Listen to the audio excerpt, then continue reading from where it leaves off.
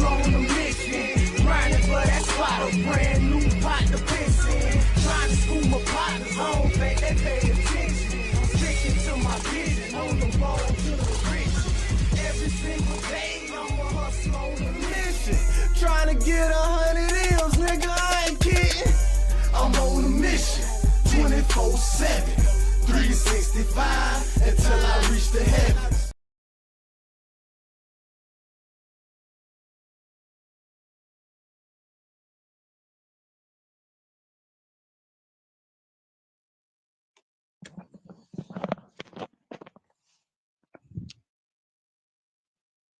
Home Inc. TV, hustlers on a mission every day. Welcome to the lit house. Whatever you do, make sure you keep the light within you shining bright. You feel me? I am Capital, Mr. Do It Capital. You know what I'm saying? Whatever you do, make sure you create a positive impact today and later. Fuck them haters. Get your paper straight like that. You feel me? And never forget, real niggas do what they want to do. Bitch niggas do what they can. Hoe ass niggas gonna talk about it and fuck niggas gonna hate. Regardless, I promise you that. Regardless, nigga. So do your shit to the motherfucking fullest, nigga. And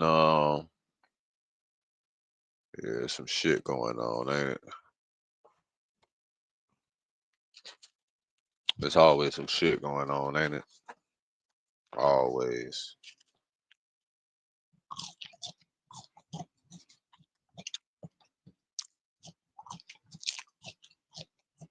What?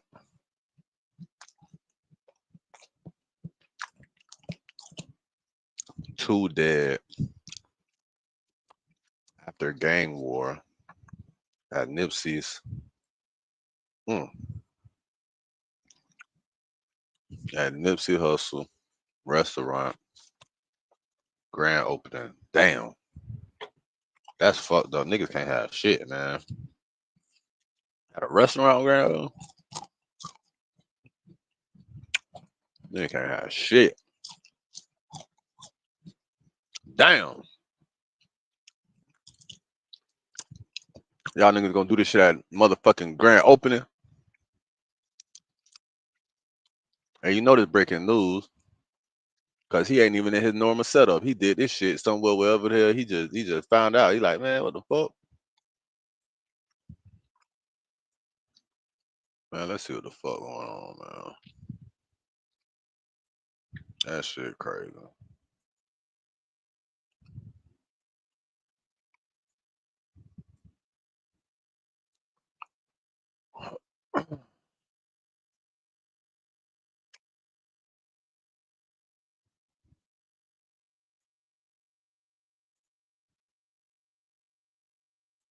There was a shooting at the Marathon Burger grand opening earlier today in Long Beach. The mass shooting almost took the lives of a lot of people we know and love.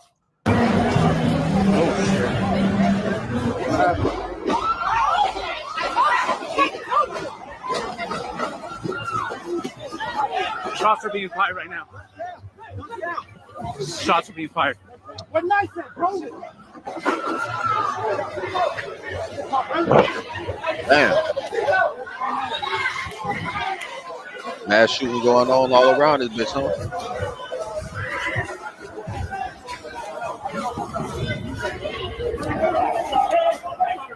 Damn. I don't know if I'm sorry.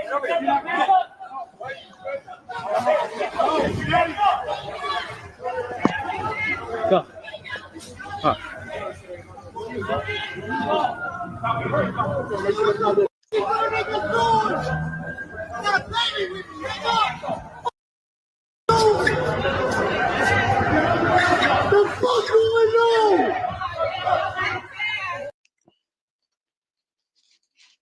If you get stuck on the melody, or if you just feel like you can't get a song started, Output's co-producer is very dope. They make it.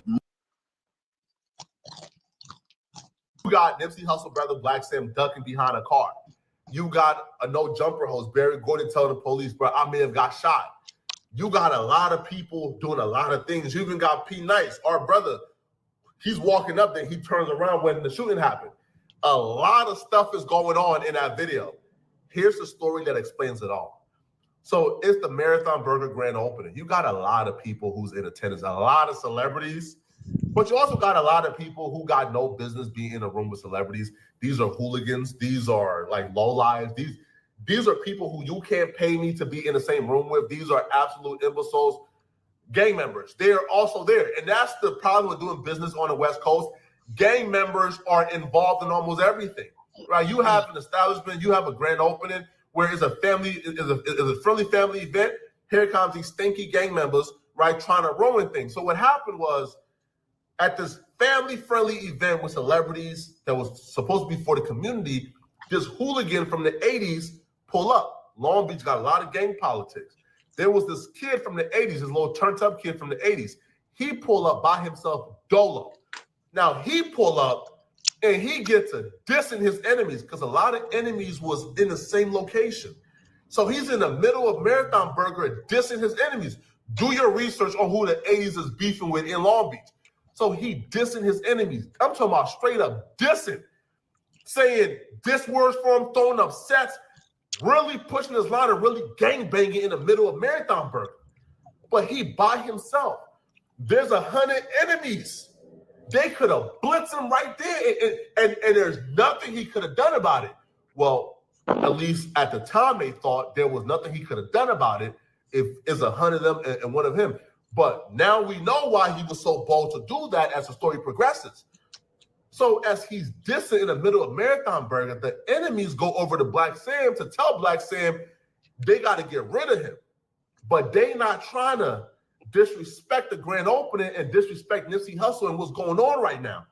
But bro is bugged out. He's wilding out. So as the enemies is going over to speak to Black Sam to tell Black Sam they got to get rid of this dude or else it's going to get bad, 3 of his homies pull up. Three more 80s pulled up to the scene. Now they pull up not really understanding their little homie was just here dissing, bugging out, doing wrong. So 380s pull up. Now at this point in time, now when the 380s pull up, the enemies is talking to Black Sam, but there's 480s and there's 100 enemies swarming them. The enemies told Black Sam, listen, he gotta go. Black Sam agreed. Black Sam said, you know what? You right. So Black Sam gathered his homies and said, hey, I need y'all help escorting the 480s to safety off the premises of Marathon Burger. So Black Sam gathered up his homies. Black Sam walked up to the 480 members and said, hey, listen, I appreciate you for coming. I appreciate the support, but right now the politics is politicking. Y'all gotta go. We got an establishment and a family-friendly event to run. The 480s agreed because Black Sam told them, we're gonna escort y'all to safety. Where did y'all park at? We're gonna escort y'all to y'all car. So the 480s members is under the understanding, okay, Black Sam about to escort us to our car, we gonna be straight. Now, Black Sam, though, was not about to get involved in 80 politics. So when Black Sam and the homies that he was with walked the dudes out of the Marathon Burger, they was under the understanding of they're about to walk us to our car and to safety. Black Sam is under the understanding of I'm about to walk these dudes off our premises. So as they walk in, they get to a position where it's off the Marathon Burger premises. Black Sam stops here and says, hey, we not getting involved in Long Beach politics. This is as far as we can take y'all. So Black Sam and them stop directly off the Marathon Burger premises. They stop. As soon as they stop, the enemies swarmed the 480s. And a fight ensued. Now, it's not much of a fight. It's 4 of them and 100 enemies. They is ragdolling them. They is whooping them. So the young turned up dude from the 80s, he pull out a gun and he starts to shoot to get folks off him. But as he begins to shoot, there's the problem with gang members, man. Y'all feel like when they make guns, when they made your gun, that's when they stop making guns. But that's not the case because everybody got guns. So when the 80 member pulled out his gun and started shooting, the enemies pulled out their gun and started shooting. Two of the enemies got hit. Leg shots though, grazed a little bit, nothing too serious. They lived. The 80 member who was turned up, pulling out guns, shooting, he died. He died. Now, he didn't die at the hospital. He died on the right. He died at the scene. But the shooting took place close to everybody. So Black Sim and his crew walked them like up to the edge of the Marathon Burger. But as soon as they walked them to the edge, that's when the incident took place. So the entire crowd was still near them when the shooting happened. And you can see when Black Sim is walking up, he's walking up with a dude that he's with who got shot in the leg, right? The gang members weren't the only one who got shot, but multiple civilians also got shot.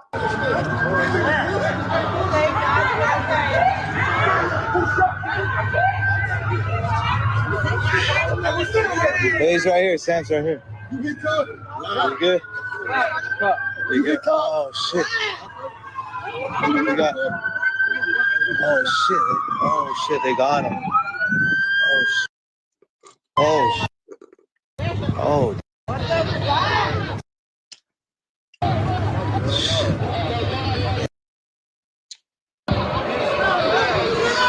Hey, you're mine. What's up, my boy? Chilling. Hey, bro. Hey, bro. Hear that stairs from here. Finance the old way. Finance the ramp way. I'm down on my luck, she's turning a page. I'm falling in love, she's running away. Am I calling a bluff or Damn. Is he all right? Is he all right? For now.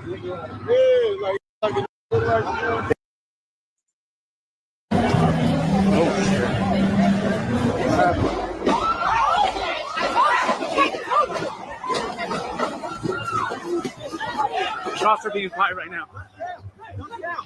Shots are being fired. What nice at, bro?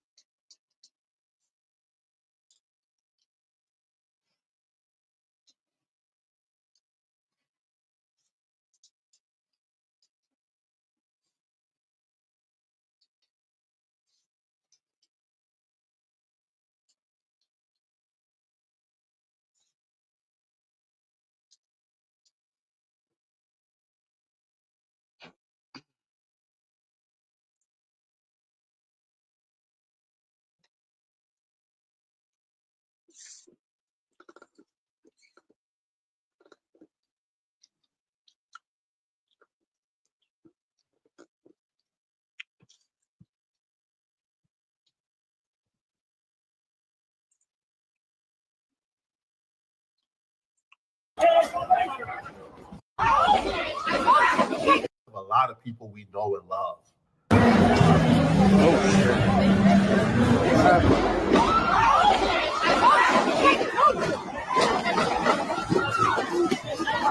Shots are being fired right now. Shots are being fired. What nice at, bro?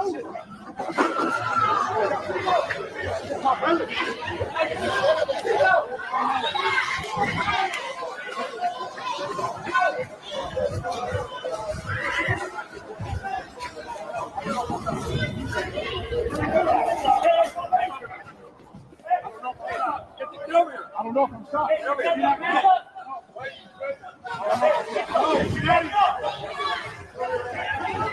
Go. Huh.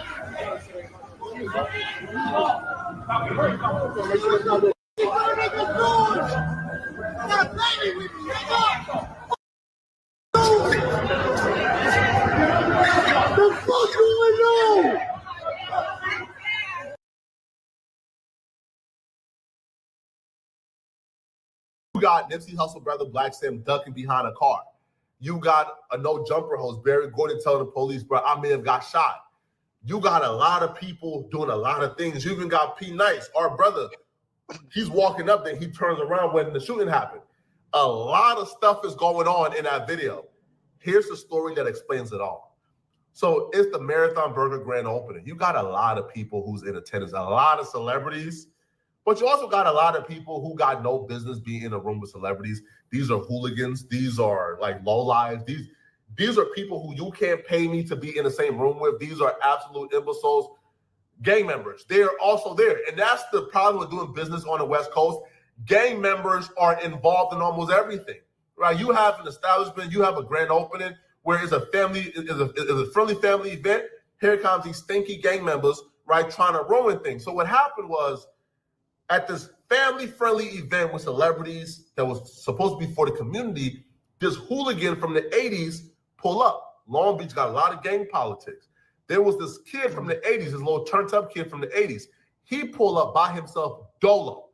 Now, he pull up, and he gets to dissing his enemies because a lot of enemies was in the same location.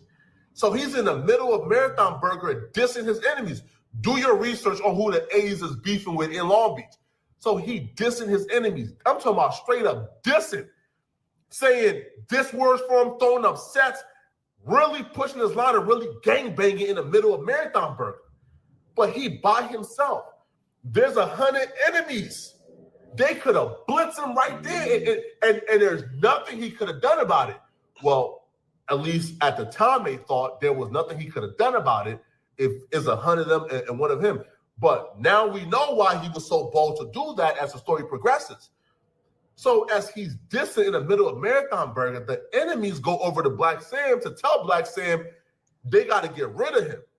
But they not trying to disrespect the grand opening and disrespect Nipsey Hussle and what's going on right now. But bro is bugged out. He's wilding out. So as the enemies is going over to speak to Black Sam to tell Black Sam they got to get rid of this dude or else it's going to get bad, 3 of his homies pull up. Three more 80s pull up to the scene. Now, they pull up not really understanding their little homie was just here dissing, bugging out, doing wrong. So 3 80s pull up. Now, at this point in time, now when the 3 80s pull up, the enemies is talking to Black Sam, but there's 4 80s and there's 100 enemies swarming them. The enemies told Black Sam, listen, he got to go. Black Sam agreed. Black Sam said, you know what? You right. So Black Sam gathered his homies and said, hey, I need y'all help escorting the 4 80s to safety off the premises of Marathon Burger. So Black Sam gathered up his homies. Black Sam walked up to the 480 members and said, hey, listen, I appreciate you for coming. I appreciate the support. But right now, the politics is politicking. Y'all got to go. We got an establishment and a family-friendly event to run. The 480s agreed because Black Sam told them, we're going to escort y'all to safety.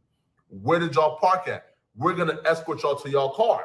So the 480s members is under the understanding, okay, Black Sam about to escort us to our car. We going to be straight. Now, Black Sam, though, was not about to get involved in 80 politics.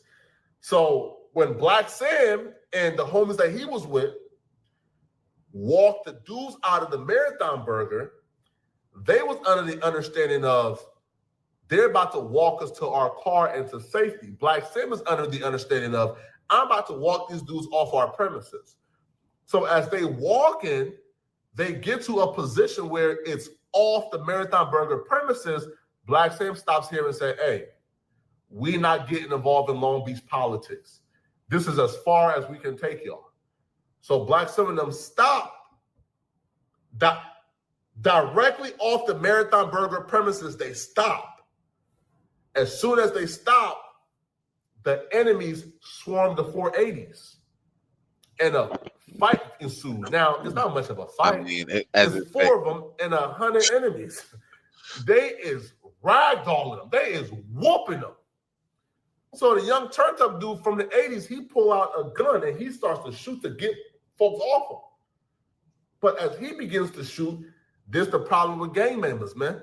Y'all feel like when they make guns, when they made your gun, that's when they stop making guns. But that's not the case because everybody got guns. So when the 80 member pulled out his gun and started shooting, the enemies pulled out their gun and started shooting. 2 of the enemies got hit. Leg shots though, grazed a little bit, nothing too serious. They lived. The 80 member who was turned up, pulling out guns, shooting, he died.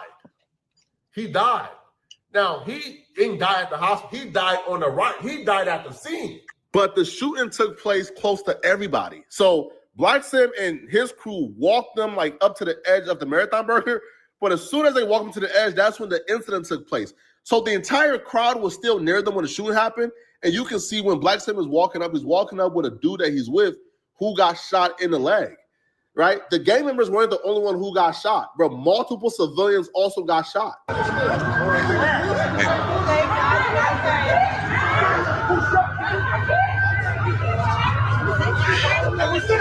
He's right here. Sam's right here.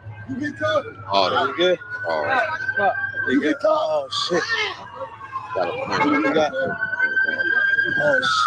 oh, shit. They got him. you know, I have self-defense. They got all Oh, the oh. yeah, but man. Hey,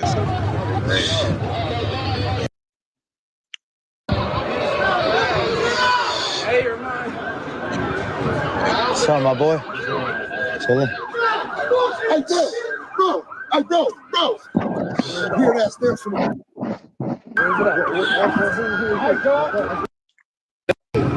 Damn. Is he all right? Is he all right?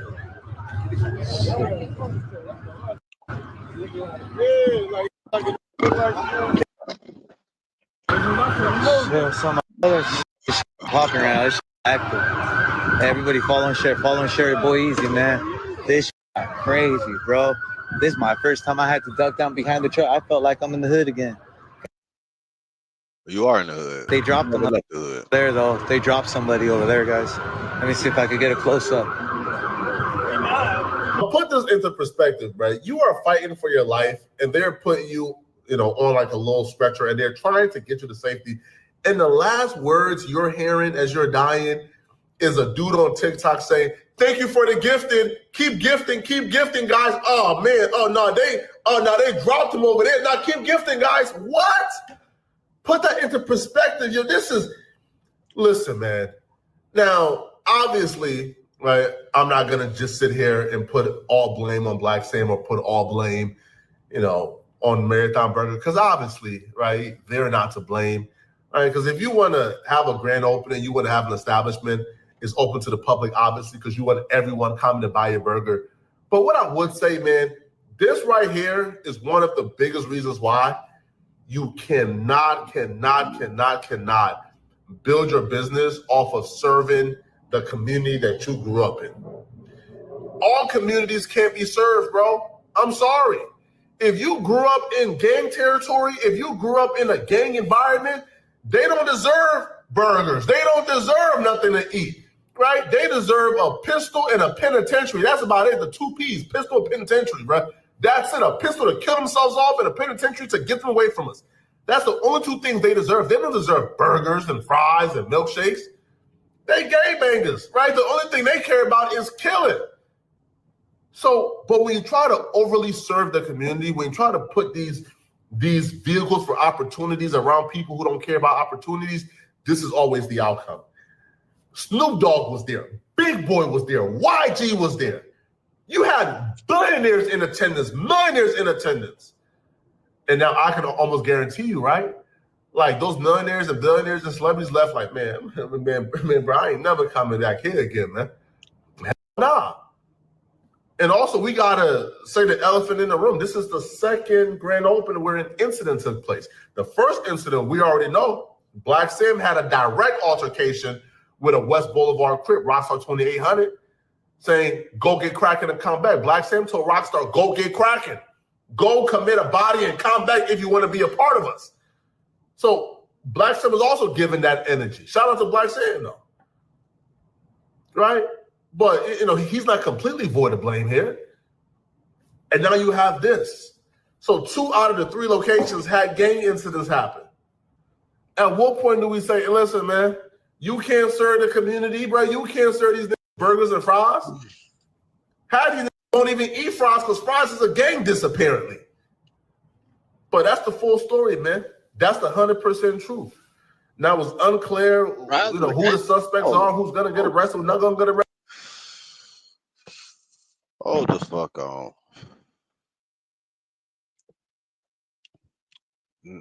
Fries is a gang. It's a gang called Fries. Where's my phone? It's in front of me, but where's my other phone? A gang called Fries, nigga. What's the meaning? I can understand it now. When I'm thinking about fries, like fries though, is it fries? Like I don't know. I don't know what the fuck that is. What the fuck is that?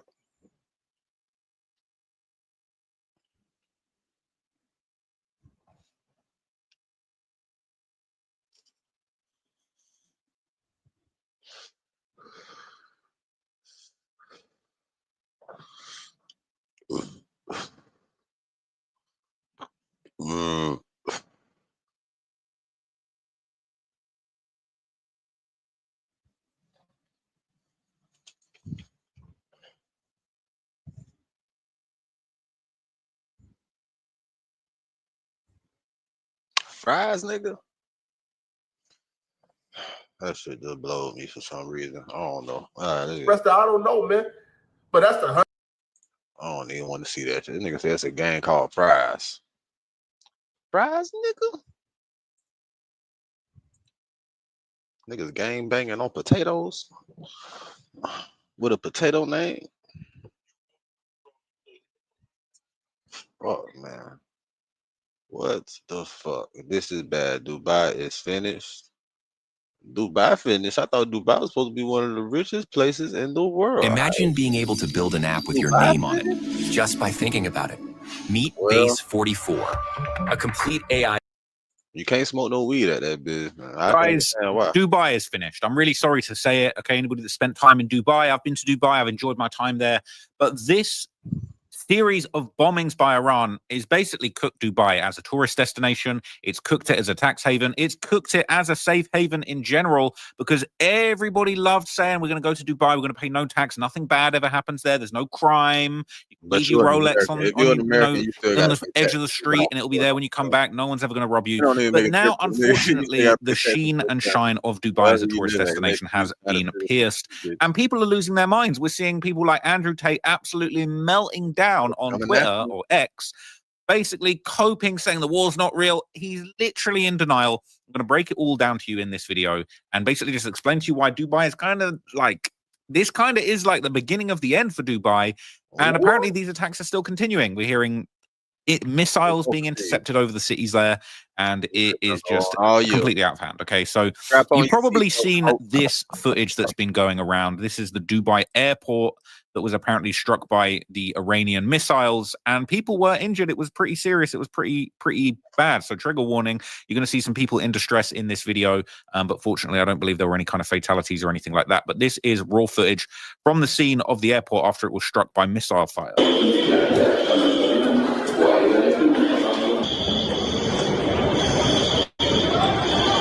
We've seen people being evacuated from the airport. There's just huge crowds of people, smoke inside the airport.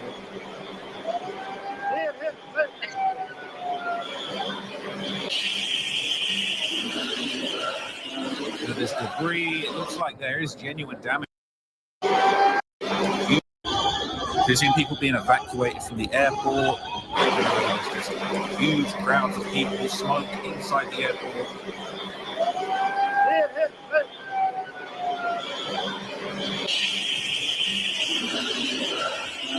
There's debris. It looks like there is genuine damage that's been caused to the airport in this footage.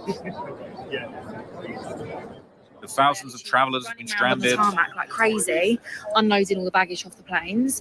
I don't know what we're going to do. We haven't had any text messages. I assume we're going to have to check into a hotel somewhere. And then it's really annoying actually because we have got events, and I'm just like, what have we got next week? We've got meetings and probably going to have to cancel them. We just don't really know anything. They've not communicated anything, but I suppose this is actually above airport staff now. Like, this is bad. But yeah, it's not been great. I feel like it's just been a waste of a day. Our baggage is, I don't know where it is. That's why we're still here waiting. But yeah, it's crazy. They're literally running around like little flies on the tarmac, unloading all the planes. Oh.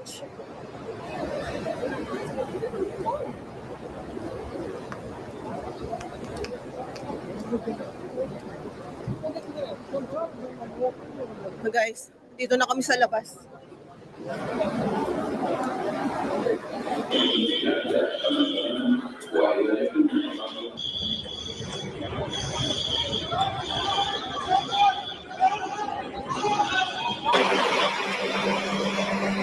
So people are literally running for their lives inside the airport. It seems that you never would have thought. I mean, I've been to this airport, and you just could not imagine something like this ever happening, especially in Dubai. You know, a lot of people are kind of gloating and basically, you know, happy that all the influencers, some of the worst people the internet has to offer, are now suffering in Dubai. Now, I don't take any pleasure in that. I do think it's really unfortunate. You know, I've got friends that live over in Dubai and Abu Dhabi, and it is really scary. But this is serious. You know, it isn't a joke. Some people are downplaying the seriousness of this. There's other areas all across the city that are still being battered by falling debris and kamikaze drones that are still flying in trying to cause damage.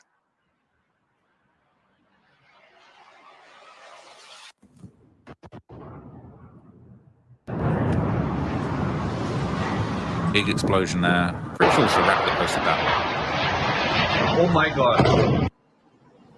That was the Sheraton. I believe that was the Fairmont Hotel on the Palm.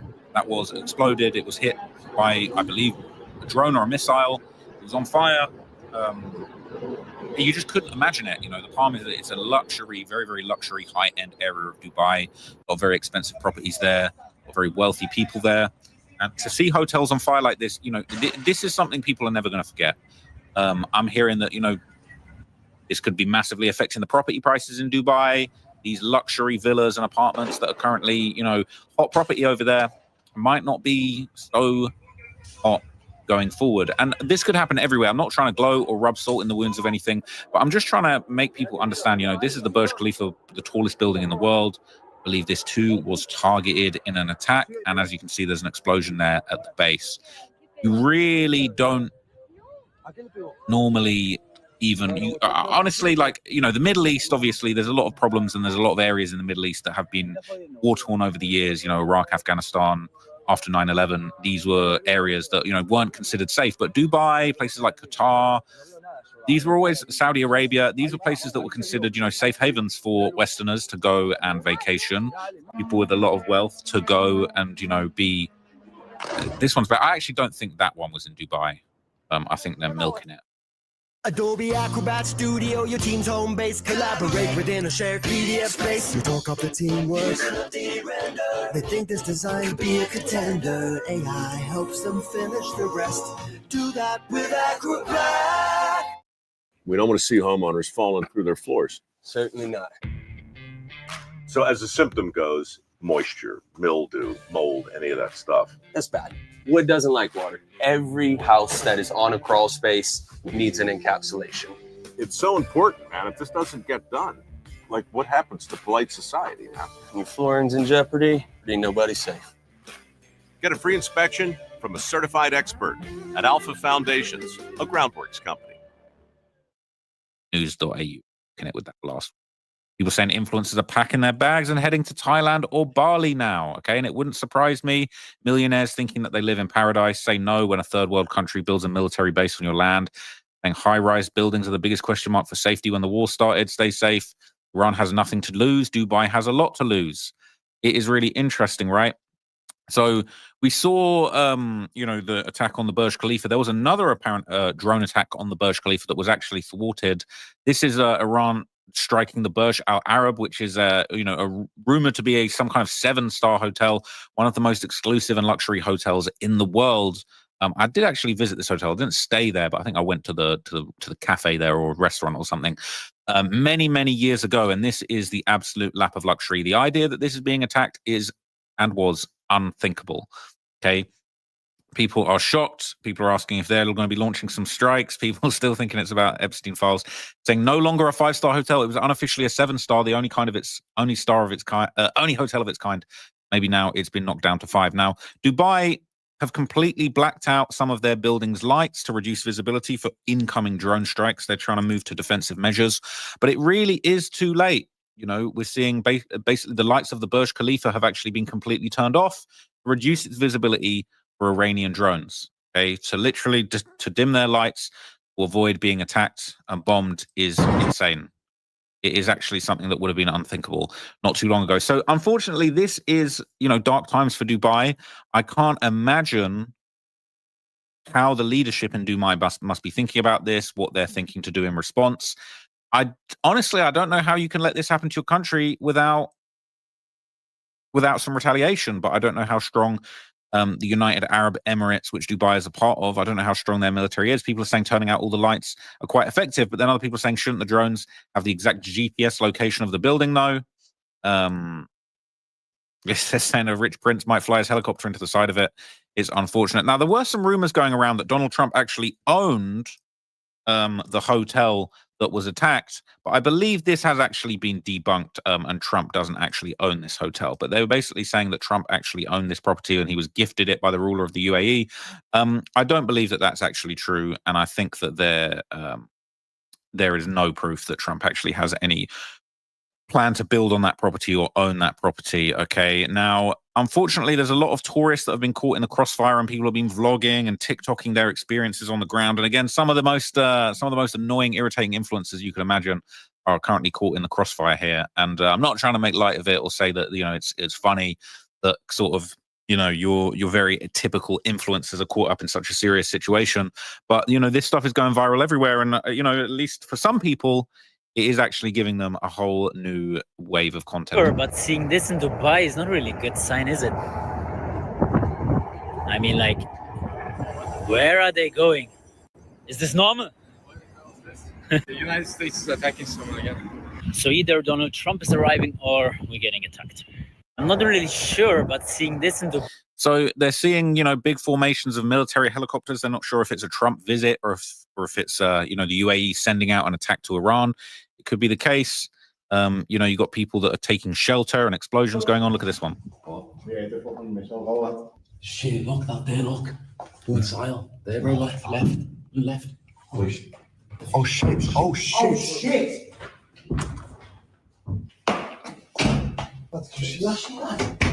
That was like free. Stress scrolling. Just stresses me out. Just scroll, bro. Just scroll. Just fucking scroll. It'll all go away. It'll all go away. Just scroll. Just fucking scroll. The people are stress scrolling now. That's now what they're doing. I can't explain how close that is. That's it looks like it's a couple hundred meters away. So the influencers are truly under fire. No villa is safe. And, people are just broadcasting their experiences in Dubai. Some people are upset. Some people seem to be actually reveling in it. He's posted more explosions in Dubai. Day 2 is the follow-up. Yeah, behind us. Right, we've literally just been to the apartment to get like passports and clothes and stuff. Another missile's just been intercepted literally there. We've got what we need if we need to go somewhere. What was that? There's loads above us. There's like 3. 1, 2, 3, 3 around there. Oh, that's so bad.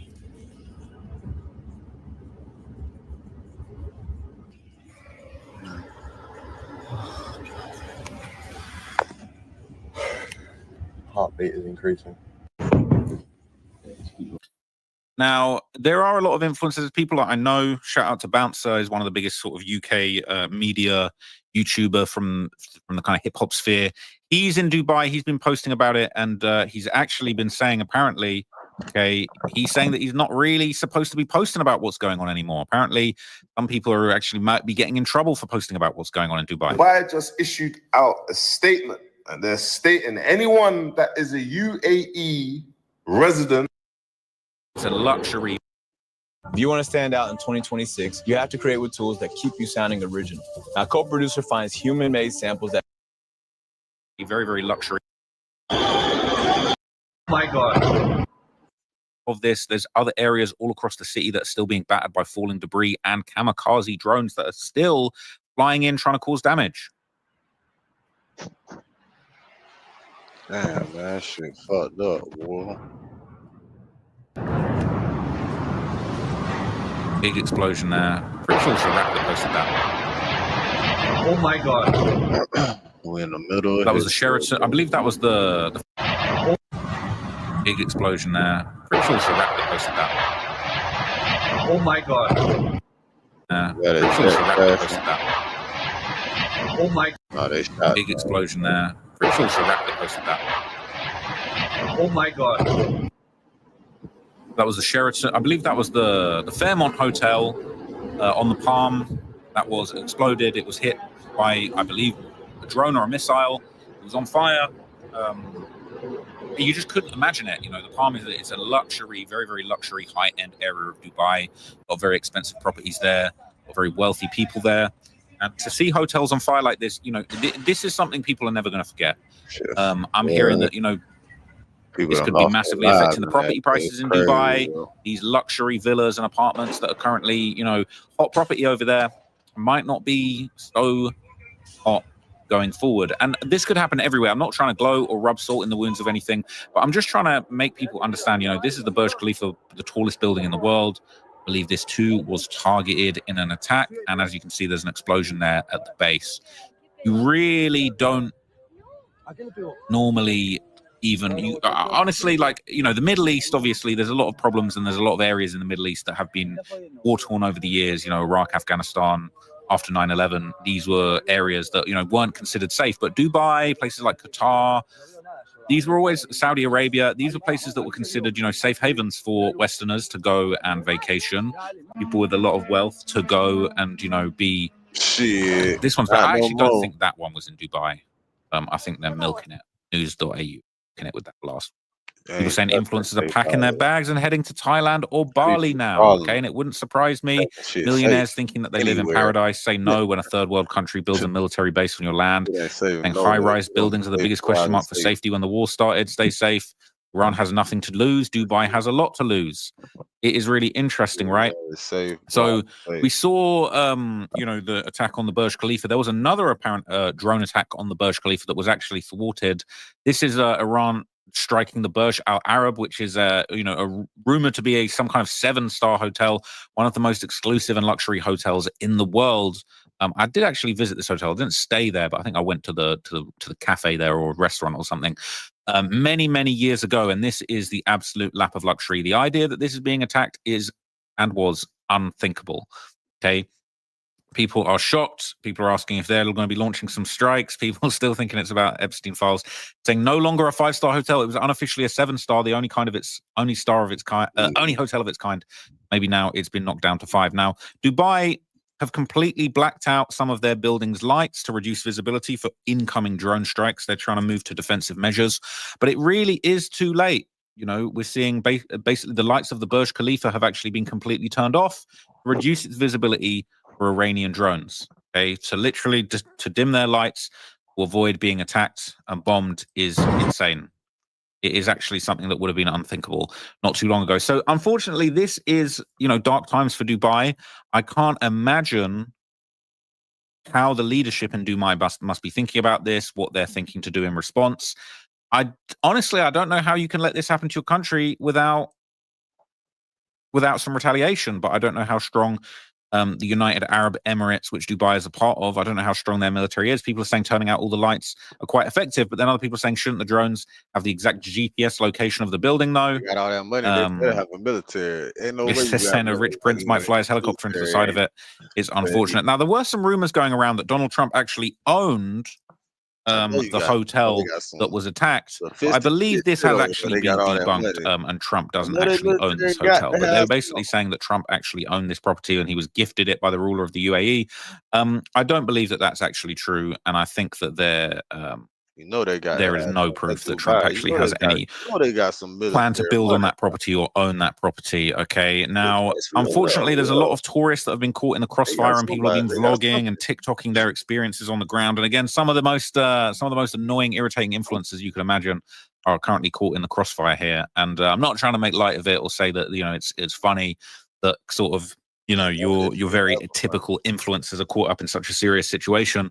But, you know, this stuff is going viral everywhere. And, you know, at least for some people, it is actually giving them a whole new wave of content. Sure, but seeing this in Dubai is not really a good sign, is it? I mean, like, where are they going? Is this normal? The United States is attacking someone again. So either Donald Trump is arriving or we're getting attacked. I'm not really sure, but seeing this in Dubai. So they're seeing, you know, big formations of military helicopters. They're not sure if it's a Trump visit or if it's, you know, the UAE sending out an attack to Iran. It could be the case. You know, you got people that are taking shelter and explosions going on. Look at this one. Shit, look out there, look. Missile. There, bro, left. Oh shit.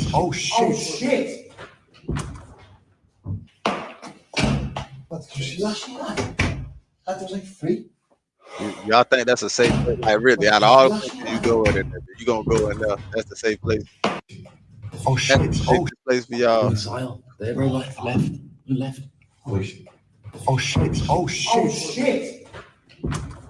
That shit exploded in the sky. Did you see that shit? That was like free.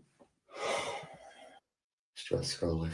That stresses me out. Just scroll, bro. Just scroll. Just fucking scroll. It'll all go away. It'll all go away. Just scroll. Just fucking scroll. The people are stress scrolling now. That's now what they're doing. Like, I can't explain how close that is. That's like, it looks like it's a couple hundred meters away. Stress scrolling.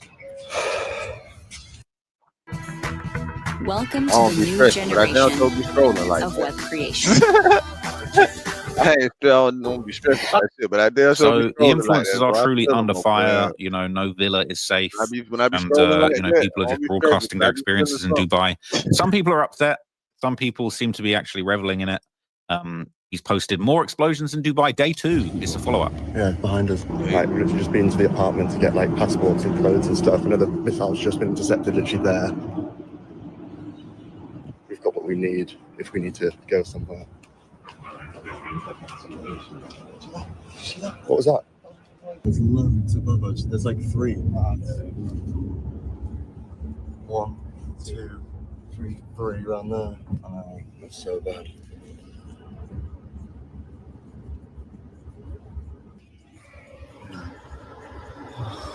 Shit going down. Heartbeat is increasing. Niggas scared as fuck. Anything can happen. Now, there are a lot of influencers, people that I know. Shout out to Bouncer, is one of the biggest sort of UK media YouTuber from the kind of hip hop sphere. He's in Dubai. He's been posting about it, and he's actually been saying, apparently, okay, he's saying that he's not really supposed to be posting about what's going on anymore. Apparently, some people are actually might be getting in trouble for posting about what's going on in Dubai. Dubai just issued out a statement, and they're stating anyone that is a UAE resident that has a visa, anyone that's spreading or posting anything to do with Dubai, like in terms of the missiles, whatever's going on in Dubai, if it's not from a verified source, meaning the government, if it's not from a verified source posting it, know what you are doing, because they're saying, Akhi, you could face a minimum of 1 year in prison, 100K dirham, 100,000 dirham fine. I had 2 videos up. I'm just letting you know. They just issued it out like 11 hours ago. The 2 videos are gone. They're gone. This is why I say to you guys in the UK, you like have a freedom of speech. Some of you can go to, I was just talking about that on loud. literally, you can go to the police station and just start filming and bad up the officers.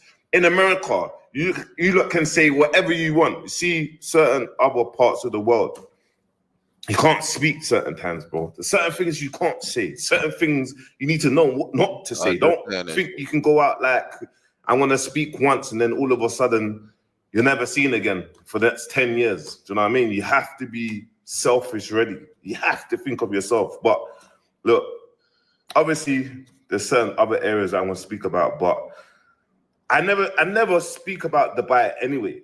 Like, I don't do, whenever there's madnesses over here or whatnot, alleged fake madnesses, not real madnesses, I just trigger one, just saying. But anyway, I never talk, I don't do all of that because I know how techie it is over here. I actually know how techie, but I'm just letting you lot know. Yeah, man. You won't be seeing no full breakdown videos. I could have done the maddest full breakdown videos, but you're not seeing that. And then I'm all doing videos here thinking, yo, Aki, where man is man's half good. The man's hearing 3. Boom, boom, boom. Man's waking up, bro. Man had to go to the roof. You get me? But that just, you know, it's just a truck. It's a truck. It's a truck there, man. That's it, man. It was just a truck. You get me? Crashed. Just letting you lot know, guys. But anyway, don't worry, man. I'll give you like some updates. But yeah, it is a madness, man. It's madness. So he's saying that they're now issuing censorship warnings. You can't even talk about it. You're not supposed to post it. And this is exactly what I mean when I say Dubai's finished. Because this is so dangerous and damning for their tourism. This is so destructive to the perfectly manicured image of what the country is supposed to be, that they're now saying that the influencers that are all over there making content, making their money in their gas, they're posting day 2 of the rocket attacks, can't do that no more. They don't want people knowing what's going on over there. They're saying only official sources can post about it. Shout out to Bouncer, that's my mate, but also you can see like, he don't even want to talk about it. He said he had to say at the end, I heard booms in the night. It was just a truck crashing outside. Okay. You're not even allowed to talk about it anymore. And this is the problem. So all these influencers in Dubai that are freaking out, and I'm going to show you some of the most flagrant examples in a minute, right? They can't even talk about it. They can't even be honest. And you're seeing a lot of people saying Dubai's still the safest place in the world. It's just a little missile shout out. Thank you to the government for stopping all the rockets. They're so good. It's still safer than England. You guys are under an oppressive regime and you're not going to be able to be honest about what's going on. It's very, very unfortunate that this is what you're being subjected to. Now, there's more stuff going around. Okay, another post been removed, but don't worry, I got a backup. So this is the post, and this just goes to show you how rampant the censorship is already, all right? Somebody posted this image to Damn That's Interesting on Reddit, and it says, Dubai roads are empty this morning. No cars on the roads. It's a ghost town. Everybody's scared, right? Removed. They've removed it. You're not even allowed to talk about it. You can't even talk about how damaging these strikes have actually been.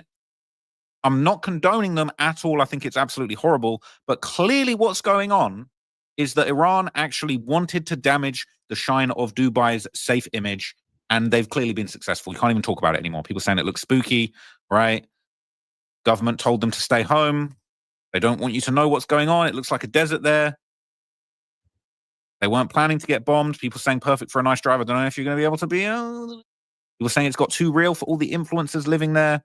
Right, I'm constantly seeing posts from foreigners and say Dubai PR agents constantly posting about how life is just normal there. None of the Emiratis are visible anywhere, which is surprising. Okay, everybody's lying low, everybody's staying out the way, and there clearly apparently is a concentrated effort to keep what's going on under wraps. Most likely because the government are scared of how this is going to affect tourism, and that's exactly what Iran wanted. And unfortunately, it is what it is. It's going to work.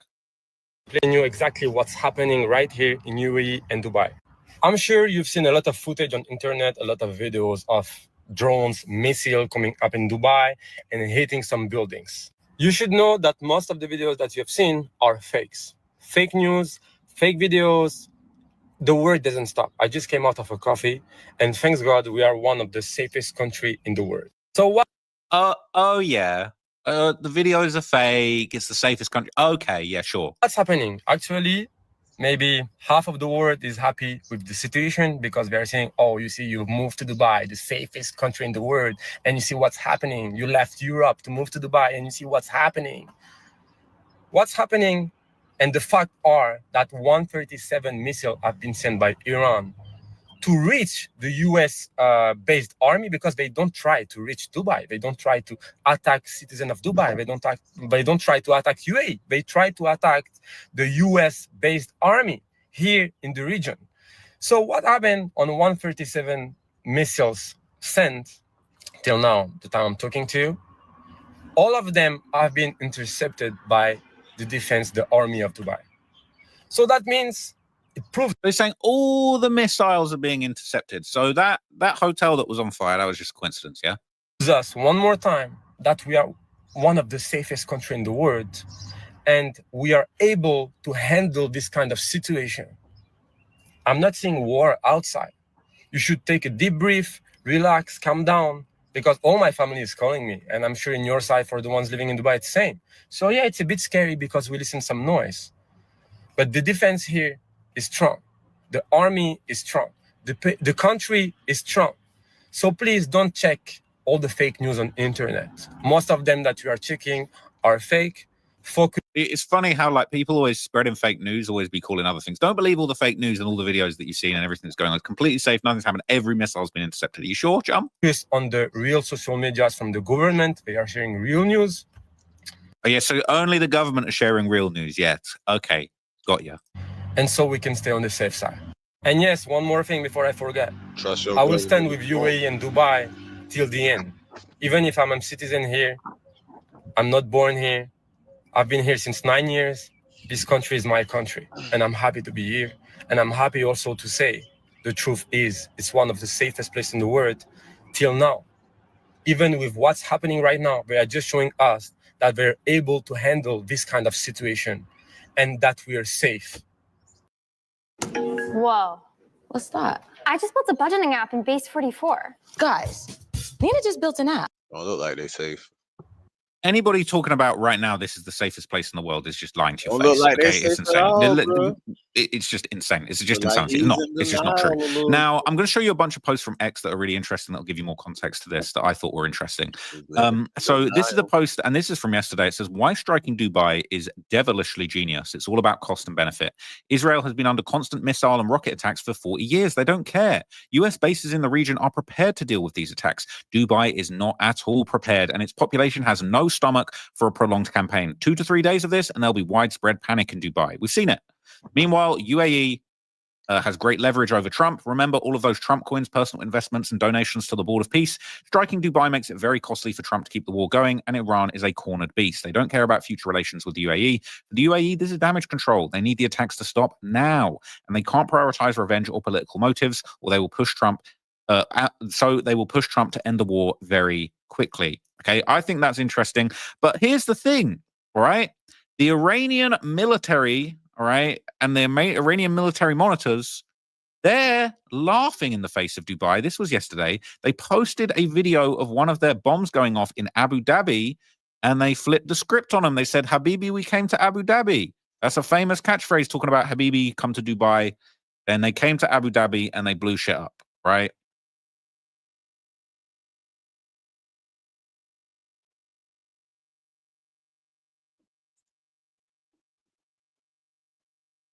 That is the sphere that they're trying to strike into the country. Okay.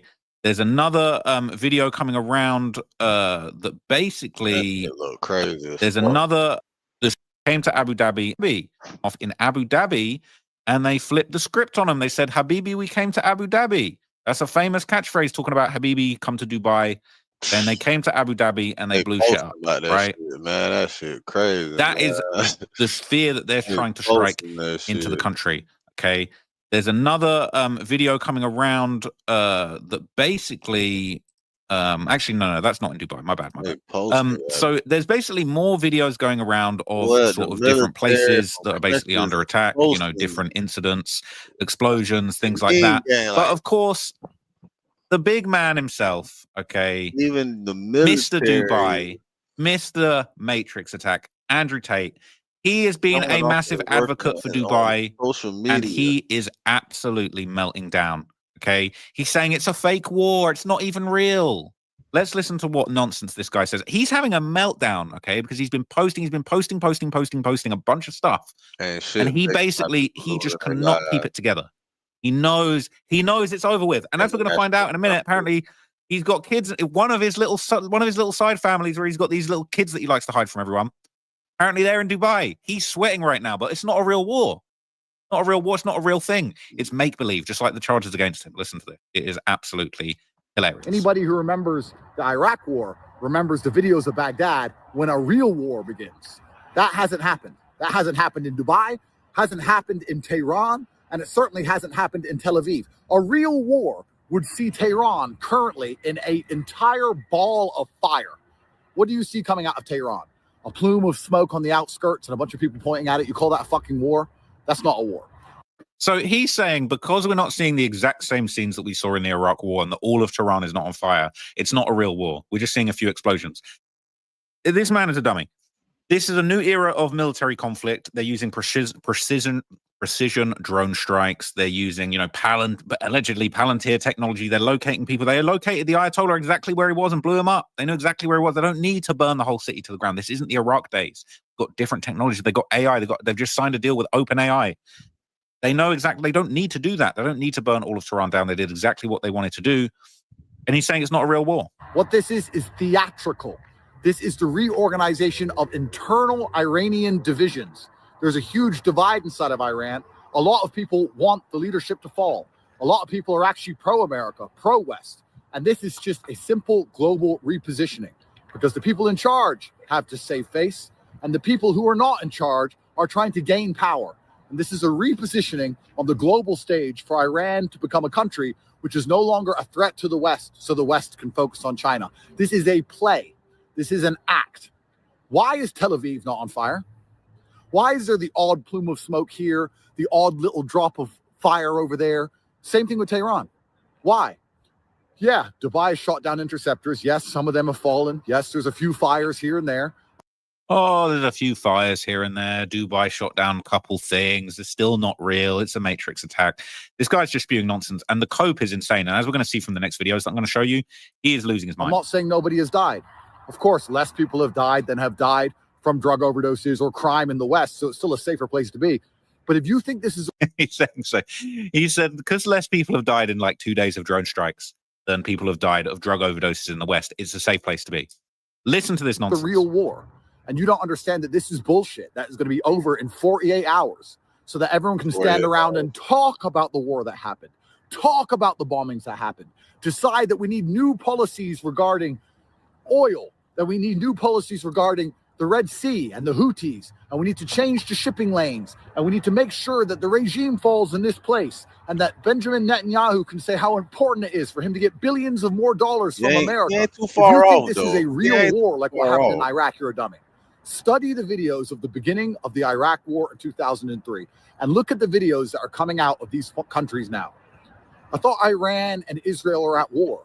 I see fucking campfires and the odd plume of smoke. This is bullshit. This is a play. None of this is real. Dubai is still safe. Tel Aviv is still safe. Tehran is still safe.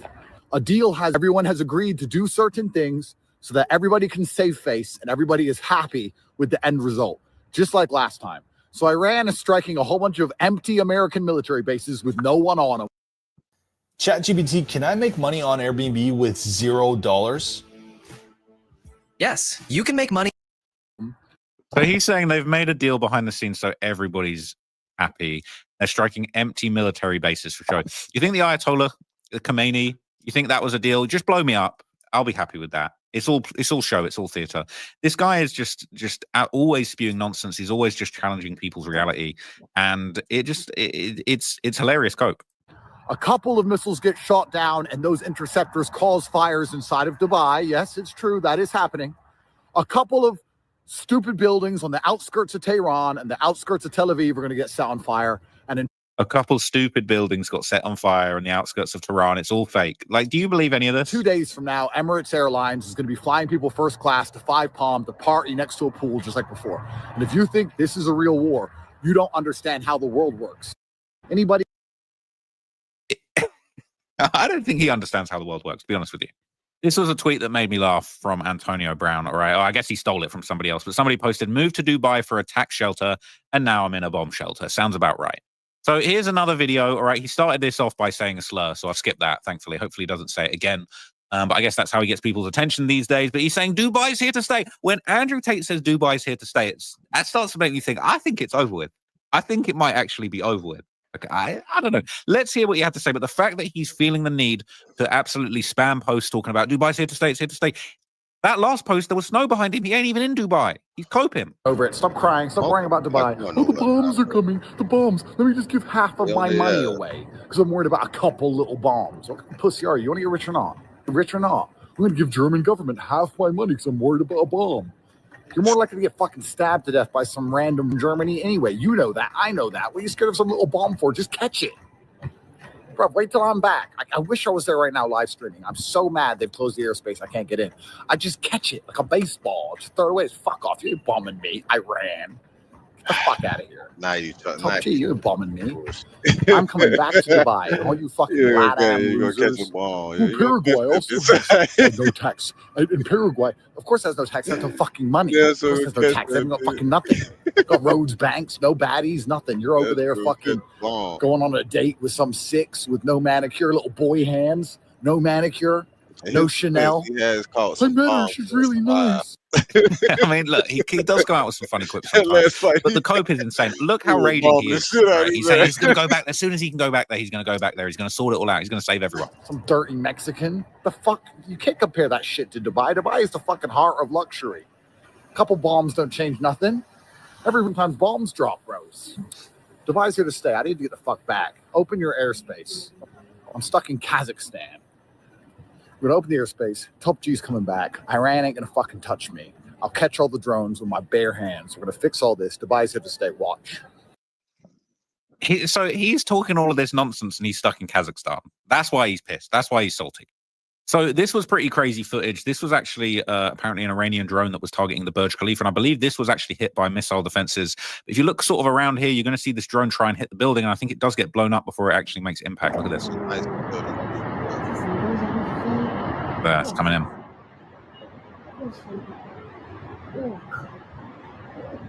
I bet there were people in there just chilling, not worried about shit. So that seems like they're intercepting it. And obviously now we know that they've turned all the lights off to try and stop it happening again. This was a pretty hilarious tweet. This was one day before the bombing started, right? This ex-Premier League footballer. He said the UK is going one way, downhill. He moved to Dubai with his family and he said he'll never return because he fears for his children's safety in Britain. Whoops. Whoops. And saying, first thing that's made me laugh since my uncle died. That's hilarious. So this is some more footage of the strike on the airport. And as you can kind of see the plume of smoke, we saw sort of the interior of what appeared to be this attack. And now we're kind of seeing from the outside just how much damage has been caused. I guess you can't share this in Dubai. So this is a tweet that kind of summarizes how I feel about Dubai right now. I think this is interesting. It says, Dubai spent 30 years and billions building their brand, and Iran just destroyed it in 24 hours with just a few drones. The buildings will be repaired in weeks, but the photo of smoke inside the DXB Terminal 3 will live forever. Brand is a promise, and tonight that promise is broken. So in all fairness, all right, Dubai and Abu Dhabi, they're trying to do right by the people. But again, this just goes to show just how much trouble their tourism industry is in. This is being shared. It says Abu Dhabi is straight up class right now. The government just told hotels, keep the stranded guests comfortable, extend their stays, and we will cover every extra night and meals, no charge to them, all because of the flight chaos from the regional mess. That's some real hospitality flex. Props to DCT Abu Dhabi for looking after people first. That's all well and good, but if Iran do this for months and months and months, what are you going to do then? And that just goes to show you how worried they are about the damage to their international reputation as a tourist destination, because you're doing anything you can to try and clean it up for people, right? So this is another interesting post that's going around. This is showing people in Dubai, tourists that are being forced to spend the night on mattresses in hotel basements and parking garages as the city faces ongoing strikes. It says guests at the five-star Five Palm Hotel in Jumeirah, and that's where Andrew Tate just said that everybody would be partying in a few days. Doesn't look like much of a party there right now. They told a Russian outlet Shot that they are being woken in the middle of the night and evacuated underground, and hundreds of sleeping spots have been set up on lower levels in parking areas with food and water distribution points. Many are sleeping on mattresses with small children. Air raid alerts are being sent to smartphones, and authorities are urging people to take shelter over fear of further attacks. This is not what you expect when you lock into your Dubai vacation. So here we can see a bit more of Andrew Tate's real feelings coming out, right? It's been reported that he actually has children and family that are currently in Dubai, and he says, I haven't evacuated anyone. I guess he can't, but this just goes to show why he is having such a meltdown about this. I have children in Dubai.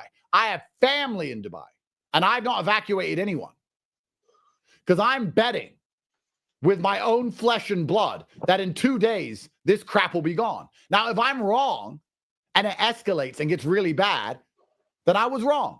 I'm not CENTCOM Central Command. I don't know. I'm just looking at what makes sense to me.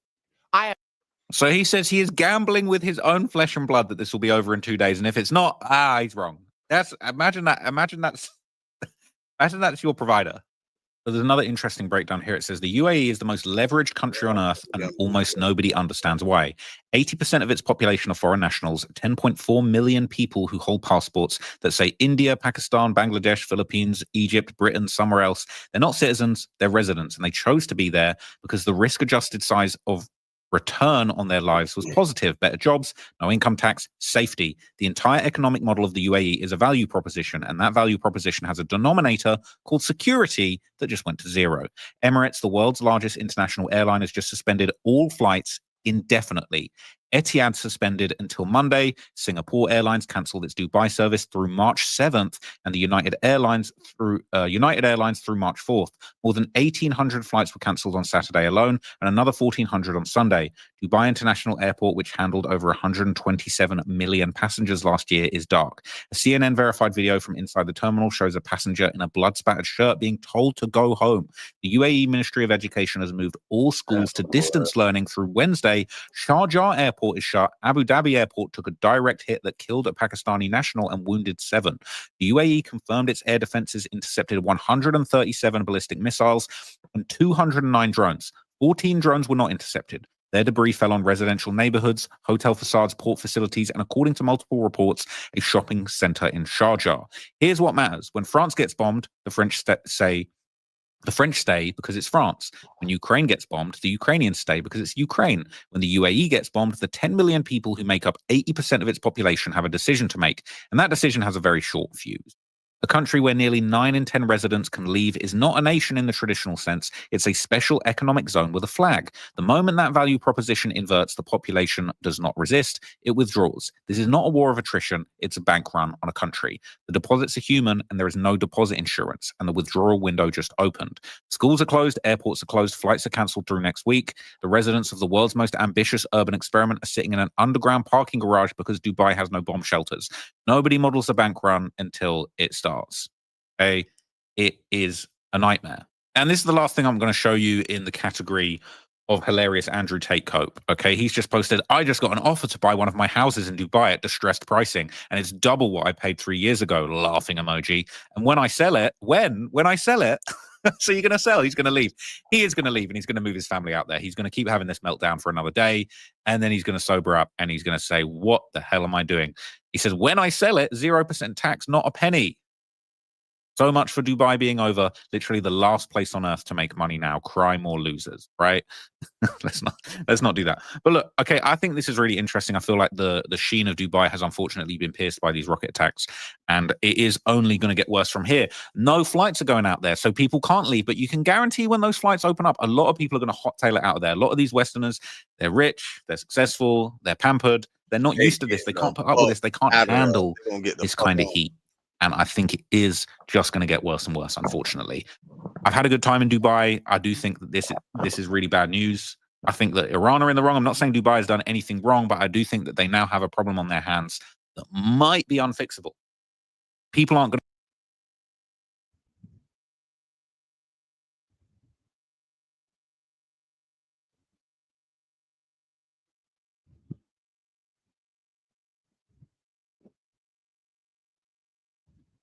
Nah, that nigga ain't panicking about them bitches rejecting no ceasefire. Because one thing about it, that was expected.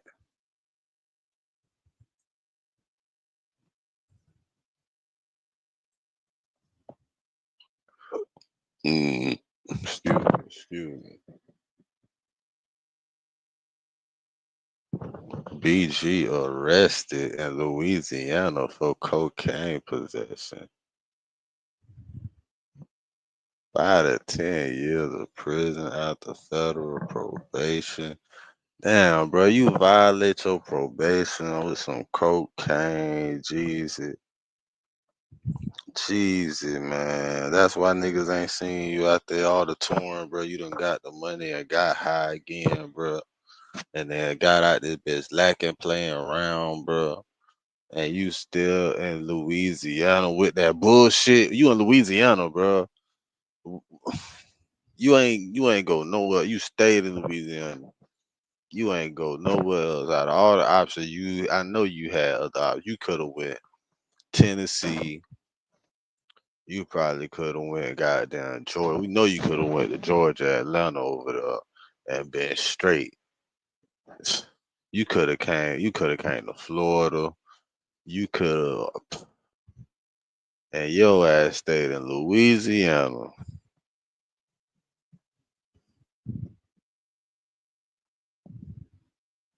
And then got caught with cocaine while you was on federal probation or parole.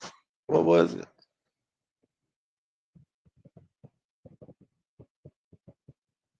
Or was you off probation?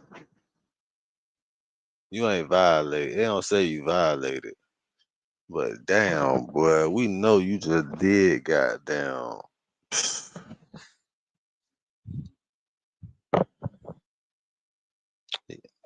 I mean, you'll be.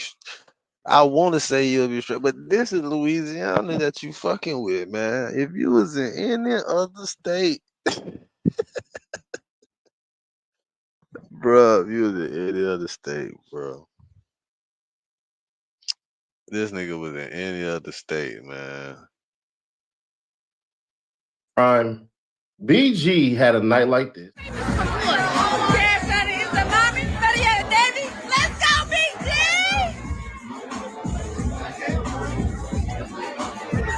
Not BG and Tavern. What is it?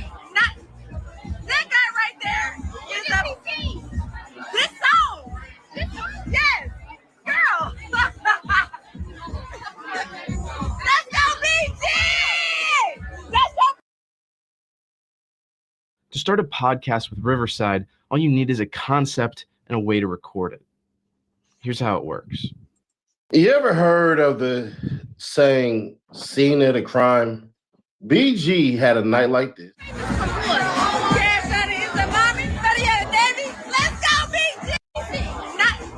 your biggest fan behind you right there. And Lord, it ended like this. Oh my God. Goddamn, wrong way. Damn. Shit, I might as well drive home. Everybody out here tonight. Ain't that film right there? Ain't that film? Not BG outside. Yeah, he ready by the car. Get arrested. He been in this bitch the whole night. Somebody tell BG he is not famous in Slidell. He gonna get arrested. BG, don't come to Slidell no more. Man, Tammy don't. Real quick before we start, man, if you want to get paid to play some games, hit that QR code or tap that link in the description. I'm going to tell you about free cash real quick. Number 2 on the Apple Store, just for playing Be Jizzle or Covington, Louisiana. Y'all know across that goddamn 12. Y'all from Louisiana, y'all know across that goddamn 12, you have Covington, Louisiana, the home of where B Jizzle originally went to the damn feds. So it's only poetic justice that a night like that would end up the way that it did. So here's what happened. BG got hit up, picked up in a very diverse goddamn community in a bar that frequents a lot of different people.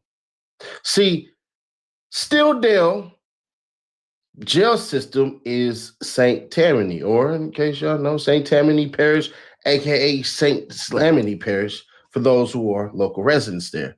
Funny thing said, Slidell is actually where Quando Rondo shot the Red Eye video with the fake Lil Durk in there. Why do I know? Because Louisiana is really a state that can say, yeah, that's our cousin right there. We got him. I know y'all can say Illinois, y'all can say Georgia, y'all can say Oklahoma, y'all can say Texas, and y'all can say Mississippi. And my family, I got actual, bloodline come from there, from Missouri. But the state that can say, yeah, that boy Cali, man, that's our cousin. That's Louisiana. I know the boot like the back of my hand. And one thing I can tell you is this. He's screwed. Realistically, if he's lucky, they get like a year or so. But he's facing 5 to 10 years. Repeat offender, all of these things. Louisiana, the boot is not somewhere where you want to get caught for any type of drug possession. See, he had that sugar boogie, because you can't say the words just yet in YouTube. It'll demonetize you. It'll have you sitting on yellow. Like, I'm going to show y'all something. Y'all going to be like, Nash, ain't no way you telling the truth. Are you freaking telling the truth? I am 1,000,000% telling y'all the truth. You cannot put the C word in y'all goddamn videos. If you do, I'm going to show y'all right now. They gonna be on yellow. So I'm redoing this video because I have to. BG performed at a club out there in Slidell. BG driving on the wrong side of the road in Slidell, gets himself pulled over in Slidell, gets caught with that goddamn white girl in Slidell. The reason why you're not seeing his name pop up for people who are looking for him is Slidell has its own jail. So that's number one. Number two, it was picked up by the sheriffs and not the police. So you're not going to see BG pop up until tomorrow. Here's the worst part about it. He just got off of federal probation in January. Announced it to the whole entire world that he was done with the life of stupidity. And he was able to live under the conditions imposed by a federal judge to say, one, you can't even rap about anything that got to do with anything without. Yeah, boy, I remember that. And you just got off that shit. Now they finna put your You've been using AI to extract data from documents. Natural question might be, how much should I? Shit fucked up, Jizzle. Damn, Jeezy.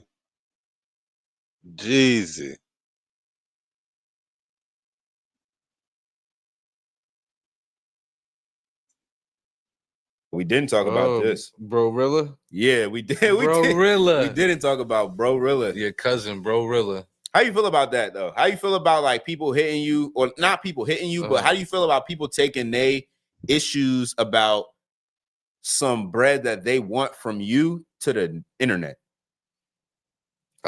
Luckily, I haven't had that happen. I just think it's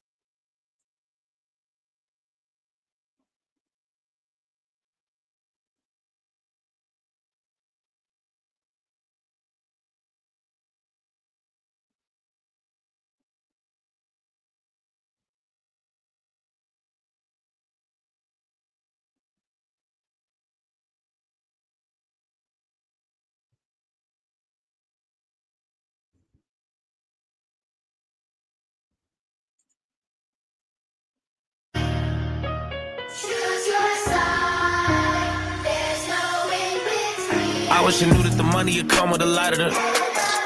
I knew a nigga was popping as soon as I got me some. Somebody told me it's part of the game, you need you some. As soon as I came up to say that I changed, now I got some. Finding myself in this moment of life. I sit in my room and stare at this Glock. A nigga like me always keep to himself, but even success will bring you the odds. I'm thinking about days that I wanted a lot. I know some niggas that wanted it too, but how do you move when you just a target for niggas who really just want to be you? I broke all the rules to get what I got. Never been one to get caught in the ropes. I'm carrying myself like a thug as I'm not, but I'm with the shit if you want to smoke. I know there's some niggas that hate me that I never met, but I guess just part of the joke. I got some family and homies I dead it forever, cause I don't be talking to ghosts, no. They told me keep all my enemies close. Fuck all that shit, cause we'll never be close. I keep it loaded in every clip, and take out a laser in every scope. I don't reply wherever we go. I open this book up and ready to be scroll. It told me if niggas ain't with me, I know they against me. The chapter will never be closed. That's my favorite rapper right there. I ain't gonna lie. That's my favorite rapper right now. That's my favorite rapper. So if you're like me, you've seen every 5 years. Yeah, my daughter 4, like the last 5 years.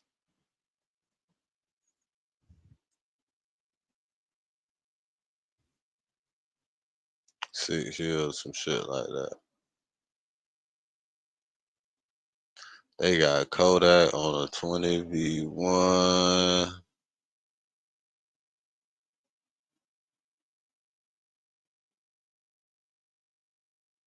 Miami Edition, Sniper Gang, and Kodak. That must be their own channel. Let's say he doing that shit himself. Fuck that, we finna get a YouTube, man. Facts. I feel you, my boy. That real shit. For the people. Who are the people? Who are God? Show the people. The people. Who are the modern? Yes. Who are the descendants? So we know, and I believe, and I agree with you as a Christian, that God promised this land from modern day Iraq to modern day Egypt to this people, the Jews, to Abram's, actually not to Abram's descendants, as it says in Genesis 15. Who are his descendants now, and how do we know who they are? I think they're the Jews, and we know who they are because they've always been a Jewish people. There has been an unbroken line of Jewish people, and they've lived in this land for 3,800 years. Sometimes not very many of them, because they were chased out all over the world. They were hunted down. They were almost annihilated during the Holocaust. They came back. To this day, Tucker, they represent, you know how many Jews there are in the whole world? Please, no, I understand. Look, first of all, the greatest genocide of Jews no one ever mentions was by the Romans, where they were literally banned from Jerusalem for 500 years. Yeah, of course. And it's all awful. And I'm opposed to all of that. I'm opposed to mass killing of anybody, period. I'm opposed to hear killing. you say that. I mean it. Yeah. And I hope I we can believe agree that. on that. I believe that. My question is, and it's not a bumper sticker answer, it's a sincere answer. How do we know? Because what you're saying is that certain people have a title to a highly contested region. They own it in some deep sense. So I think it's fair to ask, who are they and how do we know? So the current prime minister's ancestors weren't from here within recorded history. He has no deed. Bibi Netanyahu, on one side, his family's from Poland. They're from Eastern Europe. So how do we know that he has a connection to the people who God promised the land to, Abram's descendants? How do we know that? Well, if you take the genealogies that come not only from the Old, but the New Testament, you see that there is a historical connection through the entirety of the Old and the New Testament that details the Jewish connection to this land. Does that include Bibi's family? How do we know that if his family they were comes here, scattered? But how do we know it's the same people? Why is that crazy? If you say to me, if they speak the same language, if they worship the same God, if they follow the same Bible, if they follow the same cultures and traditions, and they always pray next year in Jerusalem, and they pray for the peace of Jerusalem, and they pray facing toward Jerusalem, does that not give you a little bit of a clue as to who they are? Let's go through those things, because I would like to have a rational. This is a conversation I've wanted. Bless you. Thank you for doing this. Let's just go through those things. Okay. So one of the things I admire most about Israel is they resurrected a dead language in 1948. Good for them. Well, they really didn't resurrect it. It was existent. Okay, that's a compliment. I'm not slighting. No, but it is the first time in all of human history that a language has survived through this length of time. It's. I would call it. You might not, but I would call it a miracle. One of many. Okay, that you can attribute to this. I think it's wonderful as someone who loves language. Netanyahu's parents did not speak Hebrew. Okay, they didn't live in this region. Netanyahu, the founders of this country, were mostly secular. Some of them were avowed atheists. They were not praying for the peace of Jerusalem. They weren't praying at all because they didn't believe in God. There's no genealogy linking their families to the people of this land 3,000 years ago. They're not. So how do we know, since they didn't share a language, they didn't share a religion, they had no religion whatsoever, how do we know that they had a right to come here from Eastern Europe and but they were take scattered. the land? They were scattered to Eastern Europe. They were scattered all over the world. There were many in Ethiopia. They were in Russia. They were in Poland. They were throughout Asia. Jews were all over the place, but they were still Jews. But they were still Jews. Okay, That's so then what let made me them get to the unique. nub of the question, since again, a lot is at stake, a lot of money is at stake. Land is very valuable. Israel has a lot of resources. By the way, if you're accused of a crime, you can hide here. That's a pretty good passport to have. It's a good thing, right? So who's entitled to it? I don't understand, and you're very discouraged in the United States from asking this question for some reason. It's a totally rational I'm not question. discouraged. No, you're not discouraging. Yeah. Me. Others do. You're like the only person I can have this conversation with. Everyone will be like, shut up, Nazi. It's a foundational question. Are you speaking of an ethnic group or a religious group? Well, I think you're looking at, for many people, it is religious. There are people who may not Go have ahead and get a to it, deep religious connection to Judaism, Go but they're roll still it. Jews. Okay, so it's an ethnic category. It is Go roll ethnic, but it is also religious. It is rooted in religion. You can't take it out of it. Now that And means then there are how some people, can an atheist? Well, I will tell you this: there are some people who say, "I'm Christian." They never go to church. They never pray. They never read their Bible. They don't tithe. But they're not entitled to citizenship on the basis of that. Well, they're but not I'm saying entitled to. they still call themselves Christian, Of course. even though they identify Okay, in but that way. here's the difference. You're saying that people who have this identification have a deed to a huge chunk of land on the Mediterranean.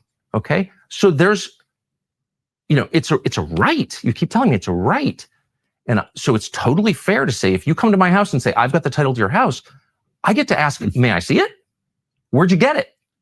And that's exactly what happened here. People from Europe, Eastern Europe, came here, in a lot of cases atheists, and kicked out a lot of people who lived here. Land. Well, but They did not just throw people out. They bought a lot of land. There's no They question did about buy that. a lot of land. But they The also whole in idea of Zionist 1948 movement kicked out a lot of people in the war.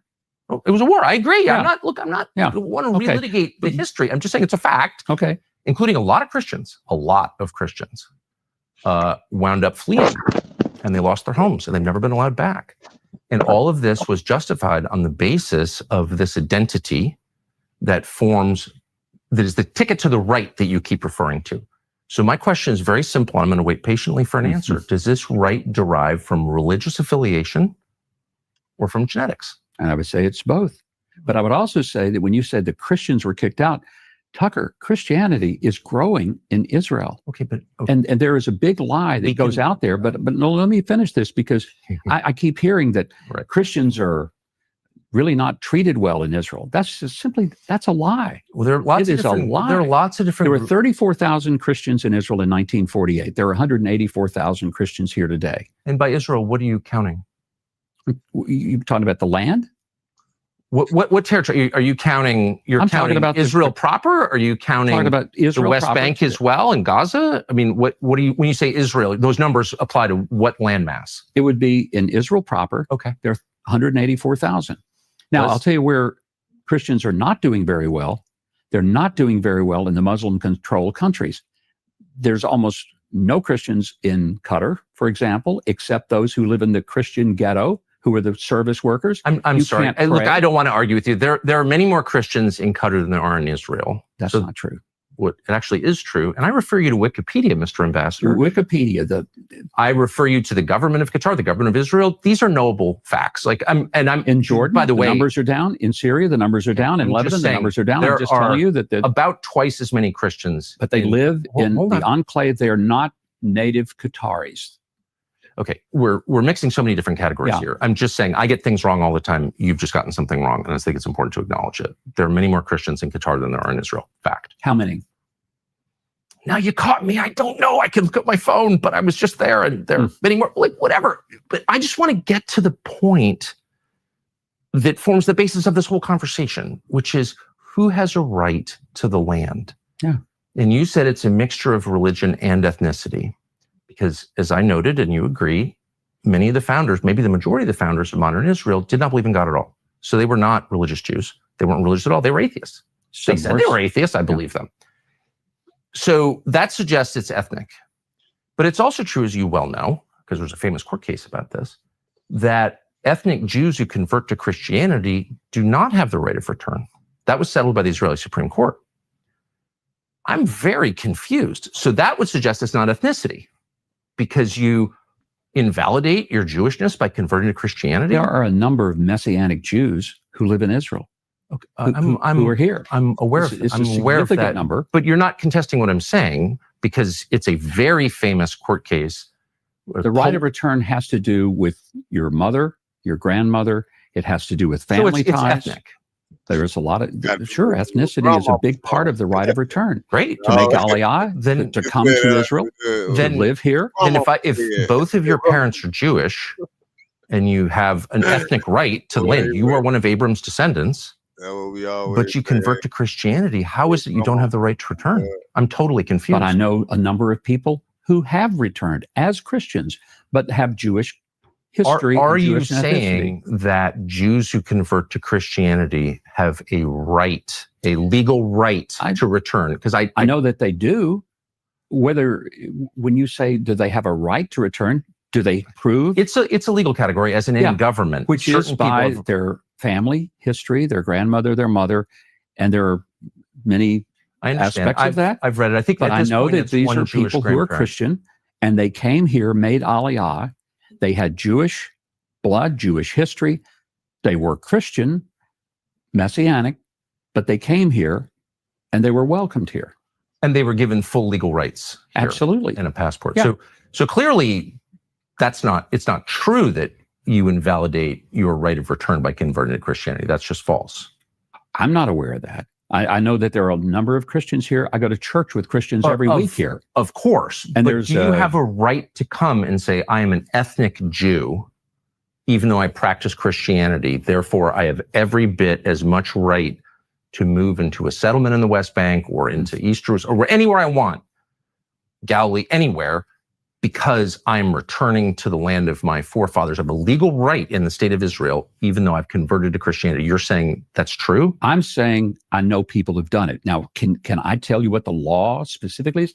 I'm not sure. Well, because it's really I'm a Christian. significant. I don't have any Jewish roots, so therefore I cannot quote you the law. If you want me to do that, I'll look at it. Well, it really matters because you're saying, in fact, people in the United States are being called anti-Semites, a lot of them, including me, because they somehow don't believe that Israel has a right to this land. Do you think Israel has a right to this land? No, you haven't defined what the land is, and Well, you haven't defined who Israel is. So I really don't know. It is the land they're living in now, the borders that they have. The borders are moving. The borders have moved in the last year. What do you mean the borders have moved? Well, they are the 1967 borders. I'm including, the East West Jerusalem and East Judea and Jerusalem. Samaria. What are the borders of Judea and Samaria? Well, you basically take the Jordan River, and it's west of the Jordan River to the Mediterranean Sea, to the Lebanon border. And Israel did have control of the Sinai. They gave that to Egypt.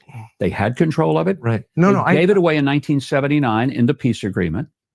But okay. So whatever you call it, the land that was taken from Jordan in 1967, you call it Judea and Samaria. There's a significance to that I don't fully understand. I'm not against it. It's I the don't really biblical know what it's the biblical. terms. 80% of the Bible happened in Judea and Samaria. But we've That's also why- established that the Bible gives Jews the right to occupy the land from the Nile to the Euphrates. So I'm very confused by why we've shrunk the land and why we're Israel has shrunk the land.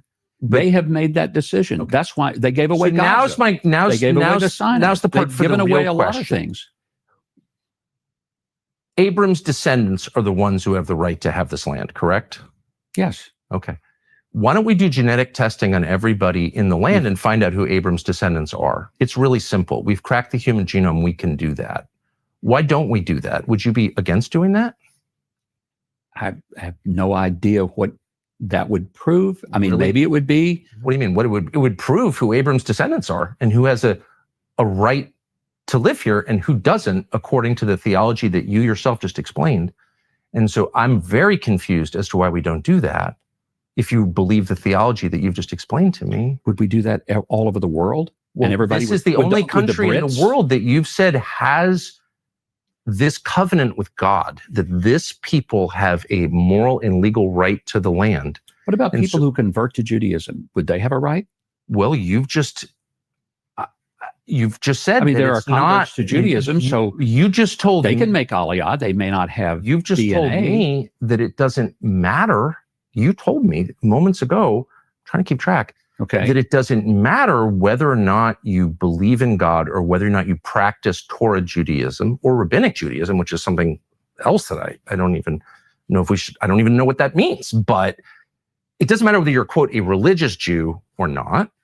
What matters is that you are part of the Jewish people to whom God gave this land that extends from the Nile to the Euphrates.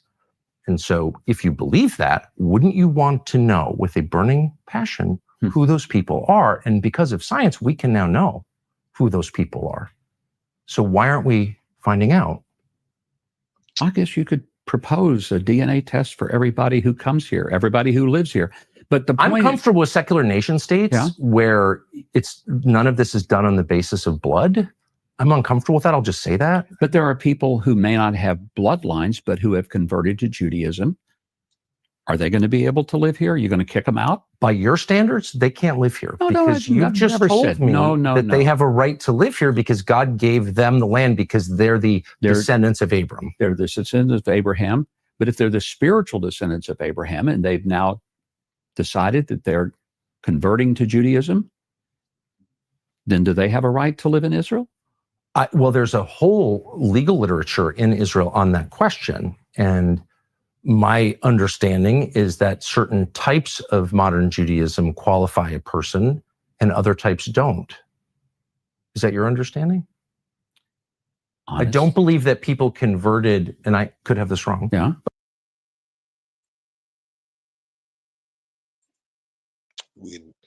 We know who the chosen people are.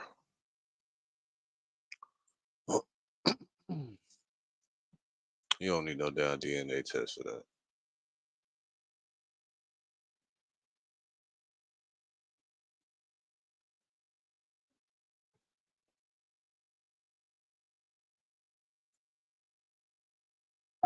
Yo, wake up, band practice right now. She's here, fam. She's here. Let's go. Common story is they always get messages. I'm gonna find the exit. No, I'm.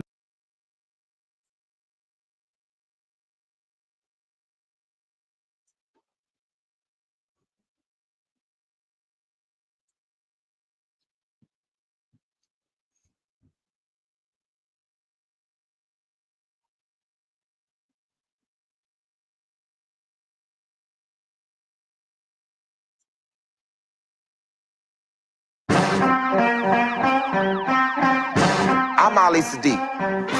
Americans are.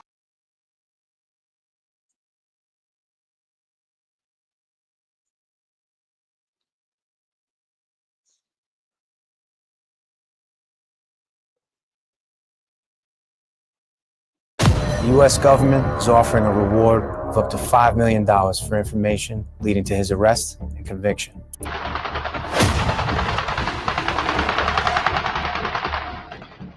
Chapo Isidro shifts position and vanishes after a U.S.-Mexico task force executes El Mencho in an ambush, triggering panic across cartel ranks. The operation in Tapalpa wasn't random. Mexican special forces moved in on his position before dawn. El Mencho was found wounded after intense clashes and later died while. Don't let AI make full songs for you. Instead, use Co-Producer to help you find unique samples that fit into your music. And later died while being transported out. It was truly a brutal and violent attack, systematically carried out by both organized crime personnel and the elite special forces military personnel. But what makes this different isn't just that a kingpin fell, it's how he fell.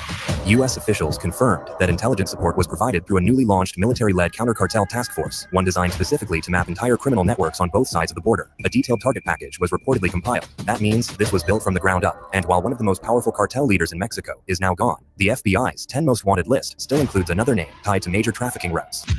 Fausto Isidro Mesa Flores, known as El Chapo Isidro. There's a $5 million reward for information leading to his capture. Analysts say he has quietly expanded influence in northern Sinaloa, while other factions weakened. And when a task force proves it can locate and eliminate a Tier 1 target, every leader still standing recalculates. Security tightens, movements become quieter, and alliances are reassessed. Because when one kingpin is removed through a mapped operation, the next one is already being mapped. Before the ambush in Tapalpa, El Mencho was more than a mere trafficker. He was a system. The CJNG did not rise by accident. It began years earlier, first branding itself as a vigilante force known as the Mata Zetas, claiming to clean up rival groups. But that image didn't last. Under Mencho, the organization transformed into one of the most aggressive and militarized cartels in Mexico, with military-grade weapons, improvised explosives, armored convoys, and a strategy built on spectacle. Yeah, they have drones and a lot of very sophisticated military equipment. This cartel that is Jalisco New Generation. What made CJNG different wasn't just the money, it was the posture. Paramilitary firepower. Analysts say the violence was deliberate, public, and performative. Bodies displayed for all to see, messages printed on banners, roadblocks set on fire. The point was not just to kill rivals, but to send a signal. If you oppose us, this is what will happen to you. Chris Dalby, a senior security analyst, once compared the model to conquest warfare: wipe out resistance quickly and make the fear do the rest. And at the center of that system was Mencho himself. After taking control in 2012, he consolidated power with financial backing from Los Quinas, expanding trafficking routes across Mexico and into Europe and Asia. When the Sinaloa cartel fractured after El Chapo's extradition, CJNG moved fast, filling gaps, forming tactical alliances, and expanding into more than 20 states. But the real weapon of control was intimidation. Intimidation campaigns, and open defiance of the state. He was known to personally pressure officials. Leaked recordings showed him calling police commanders directly, ordering them to stand down, telling them to relax, reminding them he knew exactly who and where they were.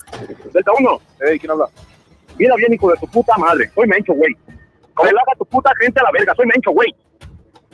Relaja tus putas partidas. Si no te voy a partir tu madre a toda tu bola de perro. Te tengo identificado 30 güeyes. That wasn't bluster. CJNG, under Mencho, relied on mobility, aggression, and strategic alliances rather than deep-rooted political control. Influence was enforced through fear and constant confrontation. But he more than deployed gunmen. He also manipulated perception. The cartel pushed social media threats, uploaded execution videos, printed branded narco messages. Even influencers who mocked him were reportedly targeted and killed after publicly insulting him. That was centralized psychological warfare, what most people know about how El Mencho was taken down in the raid into Tapalpa. But that's not exactly how it began.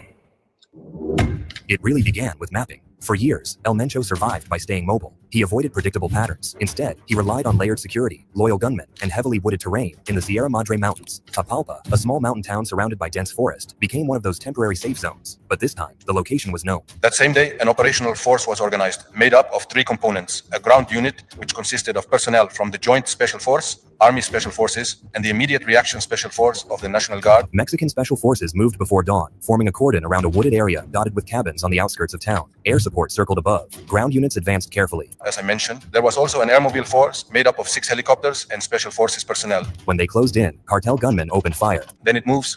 At this point, the security personnel working for Mencho opened fire directly on the military personnel, who were stationed at the scene.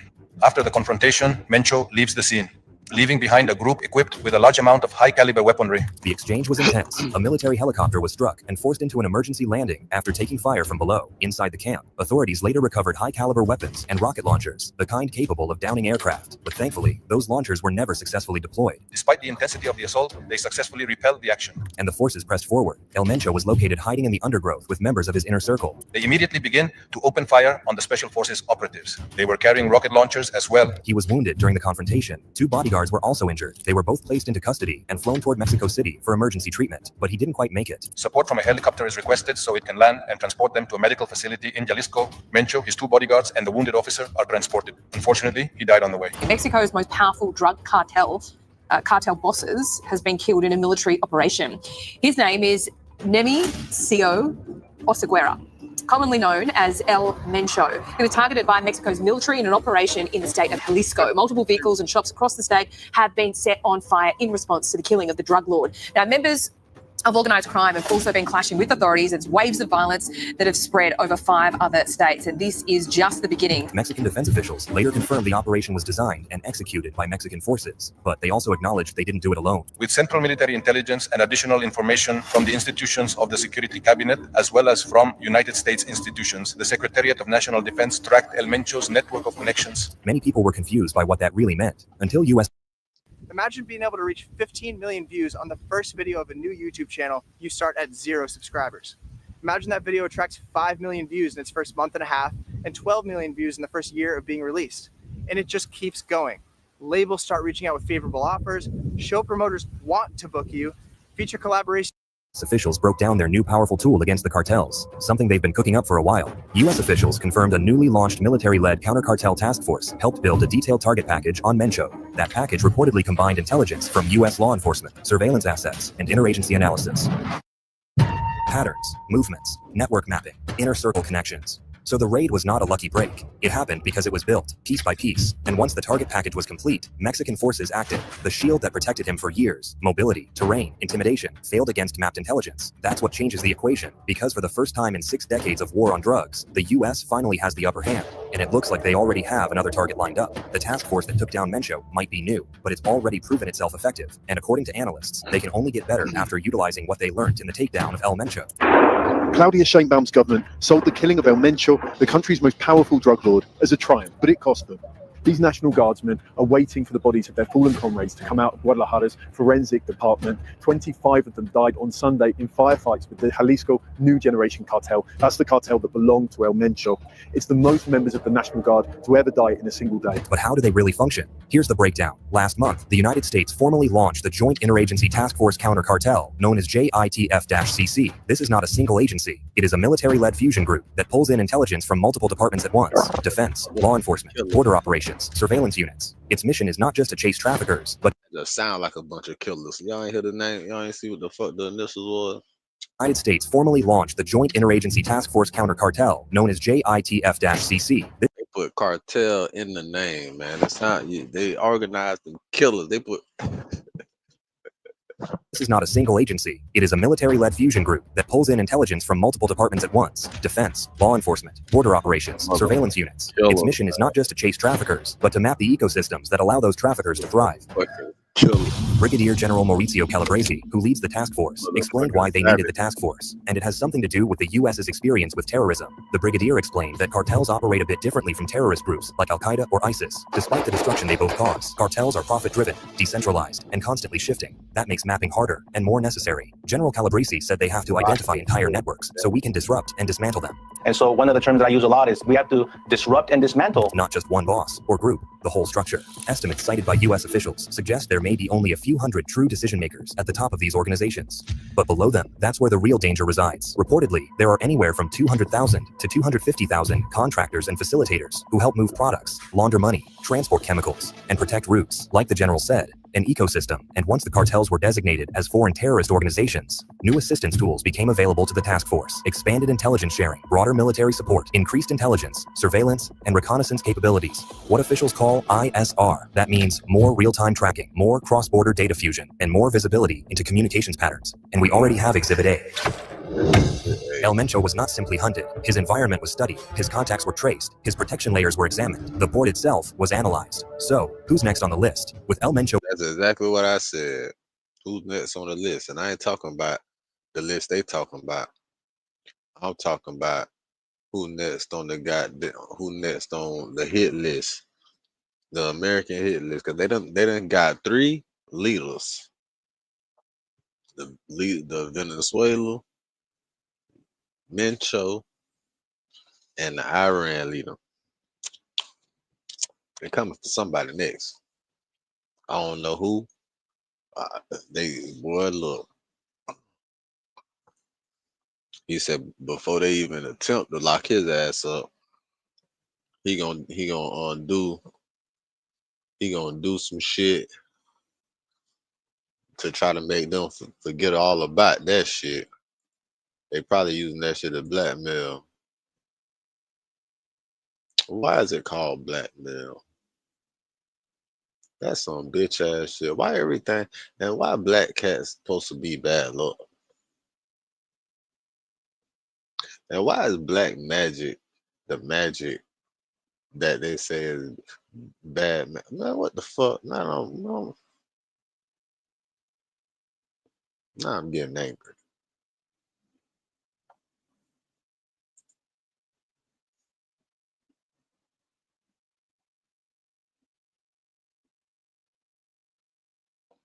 We were born to be hated.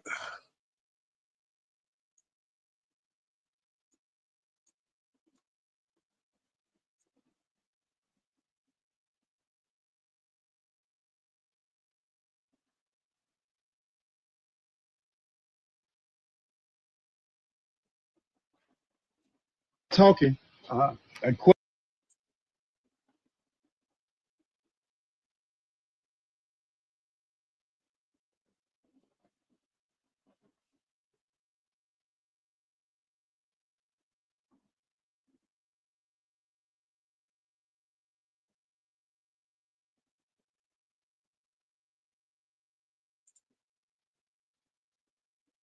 Follow the money.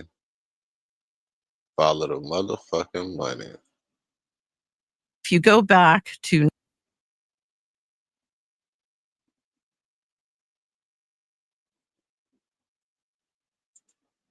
I'm not acting like I read 3.5 million documents. Just based on what I've read so far, I actually owe a lot of the conspiracy theorists I know an apology. Yes, you do. You owe me an apology. Yes, you do. GIB, it's very hard for me when it comes to the everything's connected people, you know? Because not everything feels connected. You know, you'll have people who are like, it's all connected. It's all connected, all right? All of it. Jean Benet, 9/11, and the tiger that went missing at the zoo. It's all connected.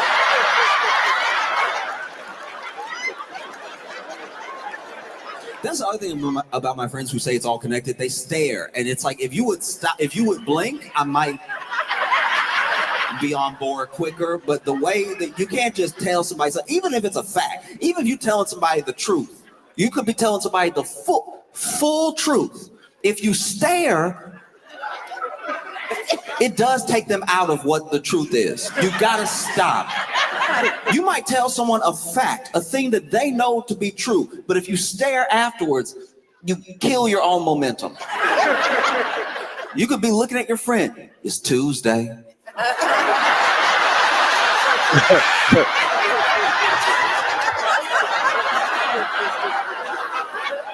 Do you see how I don't care what day it is for a second? I'm not acting like I read 3.5 million documents. Just based on what I've read so far. See them people on TV, they get their time, they be like, ooh, whatever. That ain't what it's like.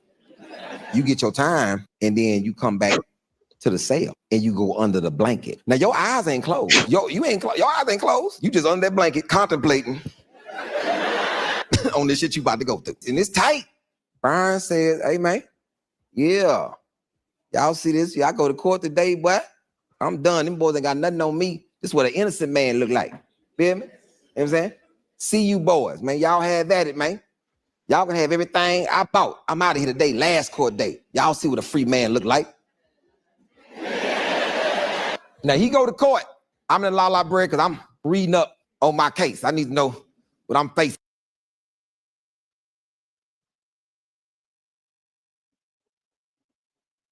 This video, I'm going to be reviewing a brand new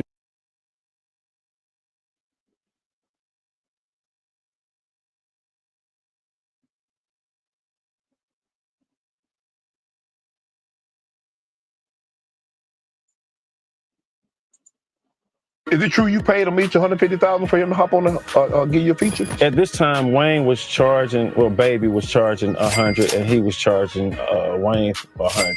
How he charging? He ain't on the song. But he was over cash money, so anybody, when Wayne was so hot, if anybody wanted Wayne, he would be like, I need 100 too, and people would obviously do it. Absolutely. When Wayne did that, he didn't charge me. Wayne was the hottest dude in the world. He did the hook for nothing. So it's only gonna be just 100, not 200. Baby still wanted his 100. Right. Baby come to Atlanta, say nephew. I said, what? We gonna need some rooms, and we gonna need some. I hit Baby. Oh man, man. Tell me, say, man, don't even worry about it, bro. And he already knew who I was dealing with. Right. With, Luda and all those guys. Luda's like, I was supposed to be signed to a label, making below poverty level. He just told me, man, you know what I'm saying, don't even worry about it. I also want to talk about how generous you actually are. That's the truth. Is it true you paid him each $150,000 for him to hop on the give you a feature? At this time, Wayne was charging, or Baby was charging 100, and he was charging Wayne 100. How he charging? He ain't on the song. But he was over cash money, so anybody, when Wayne was so hot, if anybody wanted Wayne, he would be like, I need 100 too, and people would obviously do it. Absolutely. When Wayne did that, he didn't charge me. Wayne was the hottest dude in the world. He did the hook for nothing. Baby is not a generous nigga, man. That nigga all about that motherfucking money. You know about theatrics. You know about theatrics. Alright. Rookie hate.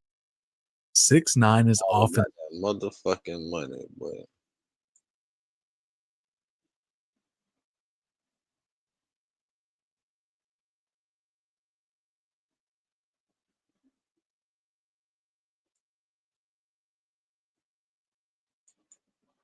FBI whistleblower has this to say to America.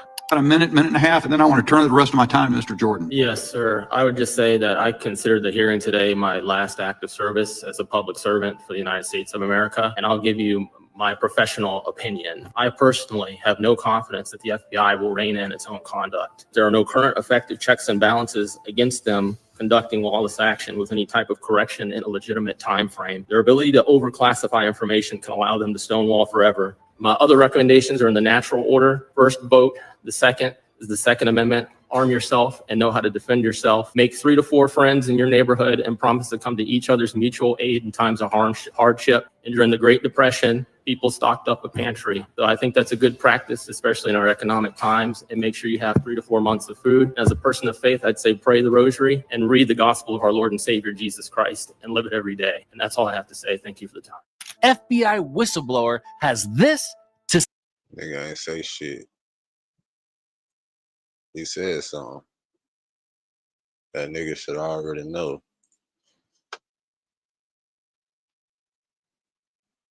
Hey, this is Brittany Daggett with Rentech Direct, and I'm here with Casey Miller from Rentech Direct. Casey is a landlord herself and a I don't know why the fuck that shit just automatically be playing that shit when I go on a new damn page.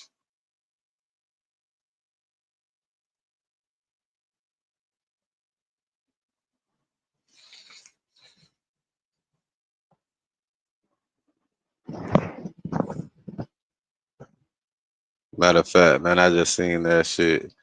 That shit reminded me of these niggas, man. We finna have some loud therapy right quick, man. All this fucked up shit going on in the world.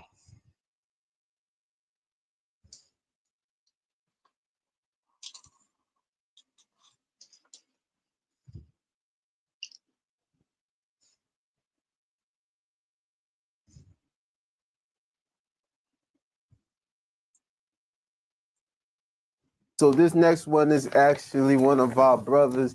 He's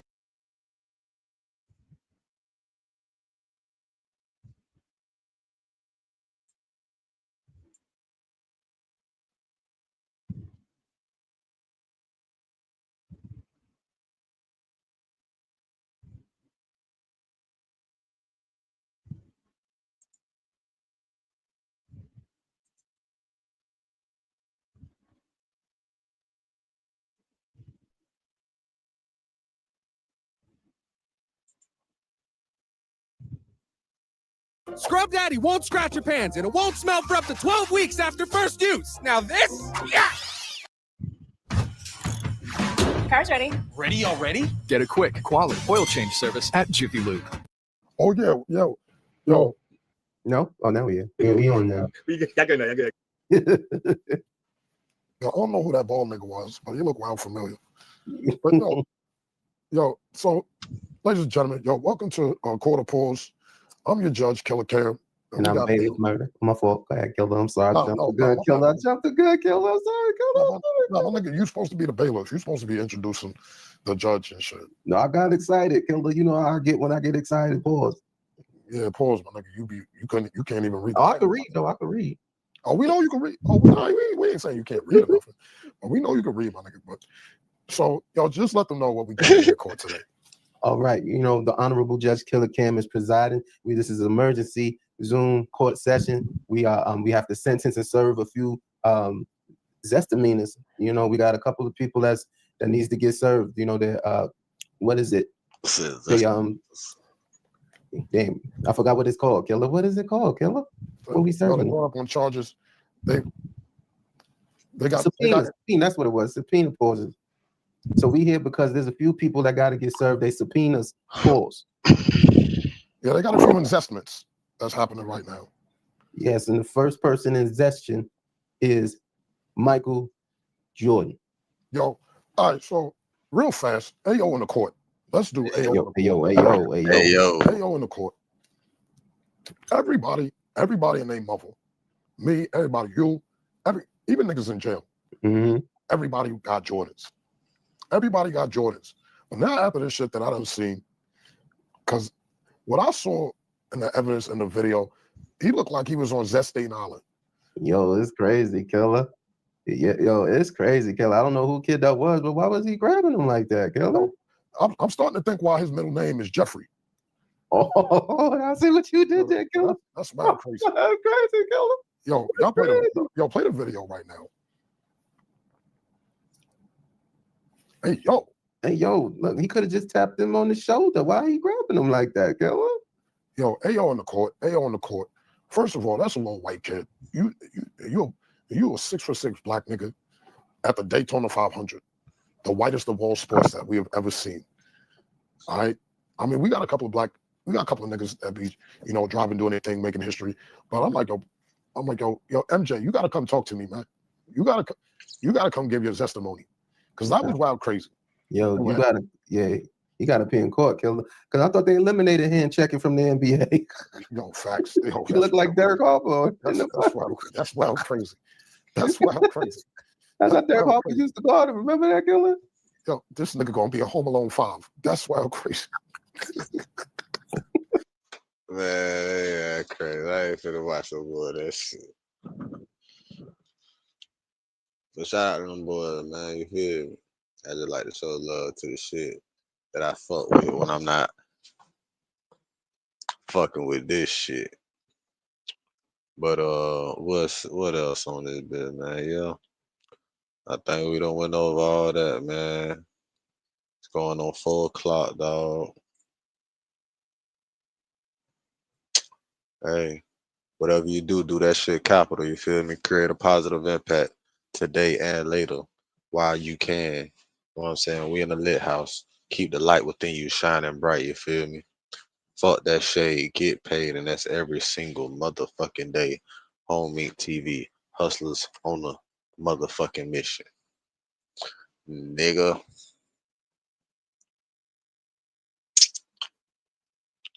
And never forget, real niggas do what they want to do. Bitch niggas do what they can. Hoe ass niggas gonna talk about it and fuck niggas gonna hate. Regardless. I promise you that. So do your shit to the motherfucking fullest, nigga. That's all you can do, bro. Hey, I'm a hustler on a mission. Grinding for that spot, a brand new pot to piss in. Trying to school my partners home, they pay attention. I'm sticking to my vision, on the road to the riches. Every single day, I'm a hustler on a mission. Trying to get 100 M's, nigga, I ain't kidding. I'm on a mission, 24/7, 365, and